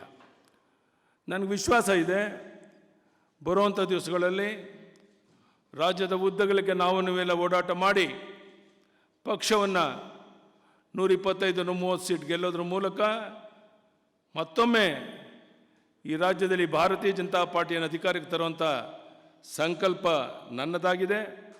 ಆ ದಿಕ್ಕಿನಲ್ಲಿ ಎಲ್ಲ ರೀತಿಯ ಪ್ರಯತ್ನ, ಸ್ಥಾನಮಾನಗಳು ಇರಲಿ ಇಲ್ಲದೇ ಇರಲಿ, ನಾನು ಮಾಡ್ತೇನೆ ಅನ್ನೋ ಭರವಸೆಯನ್ನು ಕನ್ನಡ ನಾಡಿನ 6.5 ಕೋಟಿ ಜನರಿಗೆ ಈ ಸಂದರ್ಭದಲ್ಲಿ ಭರವಸೆಯನ್ನು ನಾನು ಕೊಡ್ತೇನೆ. ನೋಡಿ, ಎಲ್ಲ ಸಂದರ್ಭದಲ್ಲೂ ಅಗ್ನಿ ಪರೀಕ್ಷೆ. ನಾನು ಅಧಿಕಾರ ವಹಿಸ್ಕೊಂಡಾಗ 2 ತಿಂಗಳು ನಾನು ನಮ್ಮ ಮಂತ್ರಿಮಂಡಲನೇ ಮಾಡೋಕ್ಕೆ ಬಿಡಲಿಲ್ಲ ಕೇಂದ್ರದವರು. ಪ್ರವಾಹ, ಬರಗಾಲ ಆಯಿತು, ಪ್ರವಾಹ ಶುರುವಾಯಿತು, ಎಲ್ಲ ಕಡೆ ಸುತ್ತಬೇಕಾಯಿತು ಹುಚ್ಚನಂತೆ. ಅದಾದ ನಂತರ ಸಚಿವ ಸಂಪುಟದ ಒಂದು ರಚನೆ ಆದದ್ದು ನಿಮಗೆಲ್ಲ ಗೊತ್ತಿರುವಂಥ ಸಂಗತಿ. ಒಂದು ರೀತಿ ಎಲ್ಲ ಸಂದರ್ಭದಲ್ಲೂ ಅಗ್ನಿ ಪರೀಕ್ಷೆ. ಈಗ ಕಳೆದ 1.5 ವರ್ಷದಿಂದ ಈ ಕೋವಿಡ್ನಿಂದ ಜನ ಸಂಕಷ್ಟಕ್ಕೆ ಸುತ್ತಾದರು. ಅದನ್ನು ಎದುರಿಸೋದಕ್ಕೆ ನಮ್ಮ ಅಧಿಕಾರಿಗಳು, ನಾವು, ನಮ್ಮ ಸಚಿವ ಸಂಪುಟದ ಸಹೋದ್ಯೋಗಿಗಳು, ಶಾಸಕರು ಶಕ್ತಿ ಮೀರಿ ಪ್ರಯತ್ನ ಮಾಡಿದೋ. ಅದರ ಪರಿಣಾಮ ಇಡೀ ದೇಶದಲ್ಲೇ ಕರ್ನಾಟಕ ಈ ಕೋವಿಡನ್ನು ತಡೆಯೋದರಲ್ಲಿ ಯಶಸ್ವಿಯಾಗಿದೆ ಅನ್ನೋ ಮಾತನ್ನು ನಾನು ಹೇಳಲಿಲ್ಲ, ಪ್ರಧಾನಮಂತ್ರಿ ನರೇಂದ್ರ ಮೋದಿಜಿಯವರು ಹೇಳಿದರು. ಹೀಗೆ ಎಲ್ಲ ಅಗ್ನಿ ಪರೀಕ್ಷೆಗಳು ನನ್ನ ಮೇಲೆ ಒಂದಾದ ಮೇಲೆ ಒಂದು ಬಂದ ಮೇಲೂ ಸಹ ನಿಮ್ಮೆಲ್ಲರ ಸಹಕಾರದಿಂದ ನಾನು ಕೆಲಸವನ್ನು ಮಾಡಿದ್ದೇನೆ. ಮುಂದೆನೂ ನಾವು ನೀವೆಲ್ಲ ಸೇರಿ ಕೆಲಸವನ್ನು ಮಾಡಬೇಕಾಗಿದೆ. ನಾನು ಸರ್ಕಾರಿ ನೌಕರಿಗೆ ಯಾವ ರೀತಿ ಅಭಿನಂದನೆ ಸಲ್ಲಿಸಬೇಕು ಗೊತ್ತಿಲ್ಲ. ಬಹಳ ಜನ ನಮ್ಮ ಮುಖ್ಯ ಕಾರ್ಯದರ್ಶಿ ರವಿಕುಮಾರ್ ಅವರು ಸೇರಿ ಉಳಿದ ಎಲ್ಲರೂ ಸಹ ಅವರು ಕೊಟ್ಟಂಥ ಸಹಕಾರ, ಬೆಂಬಲ, ಈ ಕೆಲಸ ಆಗಬೇಕು ಅಂತೇಳಿದ್ರೆ ಒಂದು ಕ್ಷಣ ಹಿಂದೆ ಮುಂದೆ ನೋಡ್ದೇನೆ ನನ್ನ ಮೇಲೆ ವಿಶ್ವಾಸ ಇಟ್ಟು ಎಲ್ಲ ಕೆಲಸವನ್ನು ಮಾಡೋಕ್ಕೆ ಅವಕಾಶವನ್ನು ಮಾಡಿಕೊಟ್ರು. ಇದರ ಪರಿಣಾಮ ಕರ್ನಾಟಕದಲ್ಲಿ ಒಂದಷ್ಟು ಅಭಿವೃದ್ಧಿ ಕಾರ್ಯವನ್ನು ಮಾಡೋಕ್ಕೆ ಸಾಧ್ಯ ಆಯಿತು. ಈ ಕೋವಿಡ್ ಇಲ್ಲದೇ ಇದ್ದರೆ ತಮಗೆ ಗೊತ್ತಿದೆ, ಕಳೆದ 1.25 ವರ್ಷ ತೆರಿಗೆ ಸಂಗ್ರಹ ಆಗಲಿಲ್ಲ. ಎಲ್ಲ ಅಂಗಡಿಗಳು ಮುಗ್ಗಟ್ಟು ಕ್ಲೋಸ್ ಆಯಿತು, ವ್ಯಾಪಾರ ವಹಿವಾಟು ನಿಂತೋಯ್ತು. ಇದೆಲ್ಲದರ ಮಧ್ಯೆಯೂ ಸಹ ನಾವು ಈ ರಾಜ್ಯವನ್ನು ಅಭಿವೃದ್ಧಿ ಪಥದಲ್ಲಿ ತಗೊಂಡು ಹೋಗೋದಕ್ಕೆ ಏನು ಪ್ರಯತ್ನ ಮಾಡಬೇಕಾಗಿತ್ತೋ ಅದರಲ್ಲಿ ಎಂದೂ ಹಿಂದೆ ಸರಿಲಿಲ್ಲ. ದೇವರ ದಯದಿಂದ, ಎಲ್ಲರ ಸಹಕಾರದಿಂದ, ನಾನೊಬ್ಬನೇ ಅಲ್ಲ, ನನ್ನ ಸಚಿವ ಸಂಪುಟದ ಸಹೋದ್ಯೋಗಿಗಳು, ಶಾಸಕರು, ಅಧಿಕಾರಿ ಮಿತ್ರರು ಎಲ್ಲರ ಸಹಕಾರದಿಂದ ಒಂದು ಬದಲಾವಣೆಯನ್ನು ತರೋಕ್ಕೆ ಕರ್ನಾಟಕದಲ್ಲಿ ಸಾಧ್ಯ ಆಯಿತು. ನನಗನ್ನಿಸುತ್ತೆ ಬರುವಂಥ ದಿವಸಗಳಲ್ಲಿ ಇನ್ನೂ ಹೆಚ್ಚು ಅಭಿವೃದ್ಧಿ ಕಾರ್ಯವನ್ನು ಮಾಡಿ ರಾಜ್ಯವನ್ನು ಮುನ್ನಡೆಯತ್ತ ತಗೊಂಡು ಹೋಗುವಂಥ ಪ್ರಾಮಾಣಿಕ ಪ್ರಯತ್ನವನ್ನು ಮಾಡಬೇಕಾಗಿದೆ. ಅಭಿವೃದ್ಧಿ ಆಡಳಿತ ಮಂತ್ರ ಅನ್ನೋ ಪರಿಕಲ್ಪನೆ ನಮ್ಮದು. ಯುವಕರು, ಮಹಿಳೆಯರು, ಪರಿಶಿಷ್ಟ ಜಾತಿ, ಪರಿಶಿಷ್ಟ ವರ್ಗ, ಹಿಂದುಳಿದ ವರ್ಗದವರು ಎಲ್ಲರನ್ನ ಒಗ್ಗೂಡಿಸಿ ನಾವು ಒಟ್ಟಾಗಿ ತಗೊಂಡೋಗಿ ಈ ರಾಜ್ಯವನ್ನು ಅಭಿವೃದ್ಧಿ ಪಥದಲ್ಲಿ ತಗೊಂಡೋಗಬೇಕಾಗಿದೆ. ಅದಕ್ಕೆ ಎಲ್ಲರ ಸಹಕಾರ ಬೇಕಾಗಿದೆ. ಬಹುಶಃ ನನ್ನ ಶಕ್ತಿ ಮೀರಿ ನಾನು ಕೆಲಸವನ್ನು ಮಾಡಿದ್ದೇನೆ. ಈಗ ತಾನೇ ತಾವು ಕೇಳಿದ್ದೀರ, ಇನ್ಫೋಸಿಸ್ ಸಂಸ್ಥಾಪಕರಂಥ ಗೋಪಾಲ್ ಕೃಷ್ಣನ್, FKCC ಅಧ್ಯಕ್ಷರಾದ ಪೆರಿಕಲ್ M. ಸುಂದರ್, ನಾರಾಯಣ್ ಹೆಲ್ತ್ ಅಧ್ಯಕ್ಷ ದೇವಿ ಪ್ರಕಾಶ್ ಶೆಟ್ಟಿ, ಬಯೋಕಾನ್ ಚೇರ್ಮನ್ ಶ್ರೀಮತಿ ಕಿರಣ ಮಜುಮ್ದಾರ್ ಶಾ, ಷೇರು ದೇಶದ honorary consulate Shri Vikram Vishwanath, science ದೇಶದ ಆನರರಿ ಕಾನ್ಸುಲೇಟ್ ಶ್ರೀಮತಿ ಸುರಭಿ ಶರ್ಮಾ, ಏಕಸ್ ಅಧ್ಯಕ್ಷರಾದ ಅರವಿಂದ್ ಮೆಲಿಗೇರಿ, ಸ್ವಿಕ್ಸ್ CA ಶ್ರೀ ಹರ್ಷ ಮಜೇಟ್, ಚಿರೋಜಿ CEG ಶ್ರೀ ನಿತಿನ್ ಕಾಮತ್, ರೇಜರ್ ಶೇ ಪೇ ಮುಖ್ಯಸ್ಥರಾದಂಥ ಹರ್ಷಿತ್ ಮಾಥೂರ್ ಸೇರಿದಂಥ ಅನೇಕ ಮುಖಂಡರುಗಳು ಅಭಿಮಾನದ ಮಾತನಾಡಿದ್ದಾರೆ. ಅವರೆಲ್ಲರಿಗೂ ಸಹ ನಾನು ಅಭಿನಂದನೆಯನ್ನು ಸಲ್ಲಿಸ್ತೇನೆ. ಈಗಾಗಲೇ ನಮ್ಮ ರಾಜ್ಯದಲ್ಲಿ ನಾವು ಮಾಡಿರುವಂಥ ಅಭಿವೃದ್ಧಿಯ ಪ್ರಗತಿ ಪಥದ ಚಿತ್ರವನ್ನು ನಿಮ್ಮೆಲ್ಲರಿಗೂ ತೋರಿಸಿದ್ದಾರೆ. ಮತ್ತೊಮ್ಮೆ ಅದನ್ನು ಪುನರಪಿ ಹೇಳುವಂಥದ್ದು ಅಗತ್ಯ ಇಲ್ಲ. ಅದು ನನ್ನ ಕರ್ತವ್ಯ. ನಾವು ನಮ್ಮ ಮಂತ್ರಿಮಂಡಲ ಸದಸ್ಯರು, ಶಾಸಕರು ಸೇರಿ ನಾವು ಮಾಡಿದ್ದೇವೆ. ನಾಡಿನ ಜನರ ಋಣವನ್ನು ತೀರಿಸಬೇಕಾಗಿದೆ. ನಾನು ಅಧಿಕಾರಿ ಮಿತ್ರರಲ್ಲಿ ಇಷ್ಟೇ ವಿನಂತಿ ಮಾಡುವಂಥದ್ದು, ಶಾಸಕ ಮಿತ್ರರಲ್ಲಿ ಮಂತ್ರಿಮಂಡಲದ ಸಹೋದ್ಯೋಗಿಗಳು ಇಷ್ಟೇ ವಿನಂತಿ ಮಾಡುವಂಥದ್ದು, ಏಕೋ ಏನೋ ಚುನಾಯಿತ ಪ್ರತಿನಿಧಿಗಳ ಬಗ್ಗೆ ನಂಬಿಕೆ, ವಿಶ್ವಾಸ ಕಡಿಮೆ ಆಗ್ತಾಯಿದೆ. ಅಧಿಕಾರಿಗಳ ಬಗ್ಗೆ ವಿಶ್ವಾಸ ಕಡಿಮೆ ಆಗ್ತಿದೆ.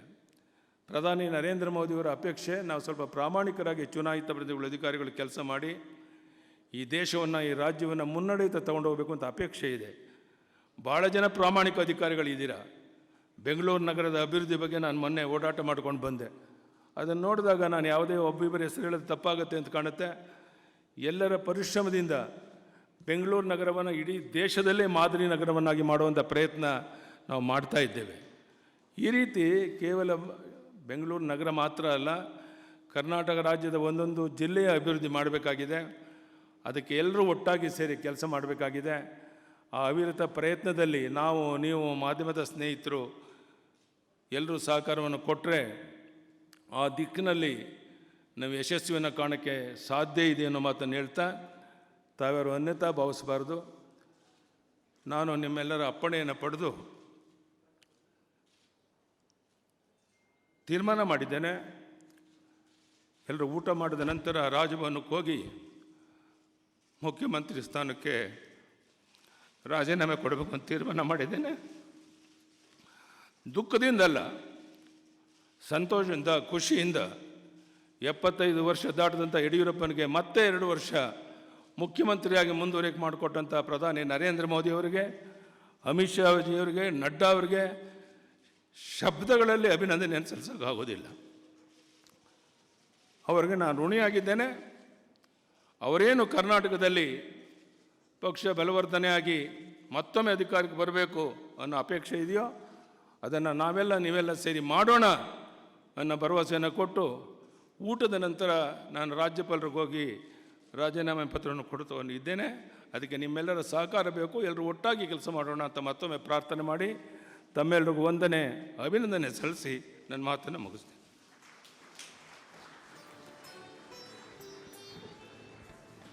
ಬಂಧುಗಳೇ, ಶ್ರೀ BS ಯಡಿಯೂರಪ್ಪ ಅವರು ನಿಜವಾದ ನಾಯಕರು ಅನ್ನೋದನ್ನು ಅವರ ಮಾತುಗಳಿಂದ ನಾವು ಗಮನಿಸಿದ್ದೇವೆ. ಹಾಗೆಯೇ ಮುಂದಿನ ದಿನಗಳಲ್ಲಿ ಕಾರ್ಯಕರ್ತರು ಹಾಗೂ ಎಲ್ಲ ನಾಯಕರು ಒಟ್ಟಾಗಿ ಗೂಡಿ ಅತ್ಯಂತ ಪ್ರಾಮಾಣಿಕತೆಯಿಂದ ಈ ರಾಜ್ಯದ ಸರ್ವಾಂಗೀಣ ಅಭಿವೃದ್ಧಿಯ ನಿಟ್ಟಿನಲ್ಲಿ ಕೆಲಸ ಮಾಡೋಣ ಅಂತ ಕರೆ ಕೊಟ್ಟಿದ್ದಾರೆ. ಬಂಧುಗಳೇ, ನಾವೆಲ್ಲರೂ ಸಹ let's give A huge round of applause and thank the honourable chief minister of Karnataka Shri BS Yediyurappa. ನಿಮ್ಮ ಕರ್ತವ್ಯದ ಮೂಲಕ ಅವರಿಗೆ ಅನಂತ ವಂದನೆಗಳನ್ನು, ಧನ್ಯವಾದಗಳನ್ನು ಸಲ್ಲಿಸೋಣ. Thank you sir. ಇತಿಹಾಸದ ಪುಟಗಳಲ್ಲಿ ಸೇರುವಂಥ ಕೆಲವು ಮಹನೀಯರಲ್ಲಿ ನಾವು ಧೈರ್ಯದಿಂದ ಹಾಗೂ ಹೆಮ್ಮೆಯಿಂದ ಹೇಳ್ಬೋದು, ಅವರು ನಿಮ್ಮೆಲ್ಲರ ಕರ್ನಾಟಕ ಕಂಡಿರುವಂಥ ಜನಪ್ರಿಯ ಮುಖ್ಯಮಂತ್ರಿಗಳು ಸನ್ಮಾನ್ಯ ಶ್ರೀ BS ಯಡಿಯೂರಪ್ಪನವರು. ಜನಸ್ನೇಹಿ ಆಡಳಿತದ 2 ವರ್ಷದ ಇಂದಿನ ಕಾರ್ಯಕ್ರಮದ ಕೊನೆಯ ಅಂತಿಮ ಘಟ್ಟಕ್ಕೆ ನಾವು ಬಂದು ತಲುಪಿದ್ದೇವೆ. ವೇದಿಕೆಯ ಸಂಪ್ರದಾಯದಂತೆ ವಂದನಾರ್ಪಣೆಯನ್ನ ನೆರವೇರಿಸಿಕೊಡಲಿದ್ದಾರೆ ಶ್ರೀ ಡಾಕ್ಟರ್ ಹರ್ಷ PS, ಆಯುಕ್ತರು, ವಾರ್ತಾ ಮತ್ತು ಸಾರ್ವಜನಿಕ ಸಂಪರ್ಕ ಇಲಾಖೆ. ನಿಮ್ಮ ಸಹಕಾರ ಪ್ರೋಗ್ರಾಂ ಮುಗಿಯುವವರೆಗೂ ದಯವಿಟ್ಟು ನಿಮ್ಮ ಸ್ವಸ್ಥಾನದಲ್ಲಿ ಇರಬೇಕಾಗಿ ವಿನಂತಿ. ದಯವಿಟ್ಟು ಎಲ್ಲ ಕುಳಿತುಕೊಳ್ಬೇಕಾಗಿ ವಿನಂತಿ. ಕೋವಿಡ್ನ ಈ ಸಂಕಷ್ಟದ ಸಮಯದಲ್ಲೂ ಅಭಿವೃದ್ಧಿಗೆ ಅತಿ ಹೆಚ್ಚು ಪ್ರಾಮುಖ್ಯತೆ ನೀಡಲು ಮುಂದಾಗಿರುವ ಸನ್ಮಾನ್ಯ ಮುಖ್ಯಮಂತ್ರಿಗಳಾದ ಶ್ರೀ BS ಯಡಿಯೂರಪ್ಪರವರ ನೇತೃತ್ವದ ರಾಜ್ಯ ಸರ್ಕಾರ ದೇಶದಲ್ಲೇ ಮಾದರಿ ರಾಜ್ಯವಾಗಿ ಹೊರಹೊಮ್ಮಿರುವುದು ನಮ್ಮೆಲ್ಲರಿಗೆ ಹೆಮ್ಮೆಯ ವಿಷಯ.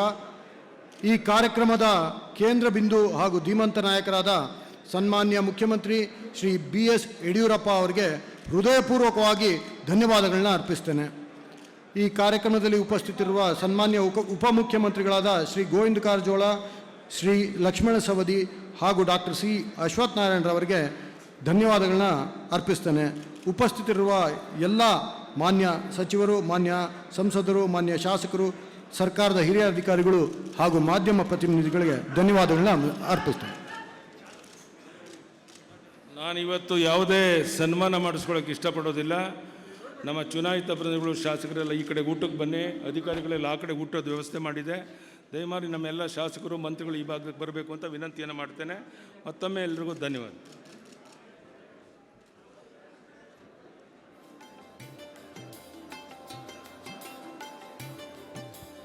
ದಯವಿಟ್ಟು ಯಾವುದೇ ರೀತಿಯಾದಂಥ ಗೊಂದಲಗಳಿಗೆ ಅವಕಾಶ ಕೊಡಬೇಡಿ. ಪೊಲೀಸ್ ಹಾಗೂ ಸುರಕ್ಷತಾ ಸಿಬ್ಬಂದಿ ಹೇಳುವಂತಹ ಮಾತುಗಳನ್ನು ಕೇಳಿ ಪ್ಲೀಸ್. ಇದುವರೆಗೂ ಕೋಆಪರೇಟ್ ಮಾಡಿದ್ದೀರಾ, ನಿಮ್ಮ ಕೋಆಪರೇಷನ್ ಬಹಳ ಅಗತ್ಯ.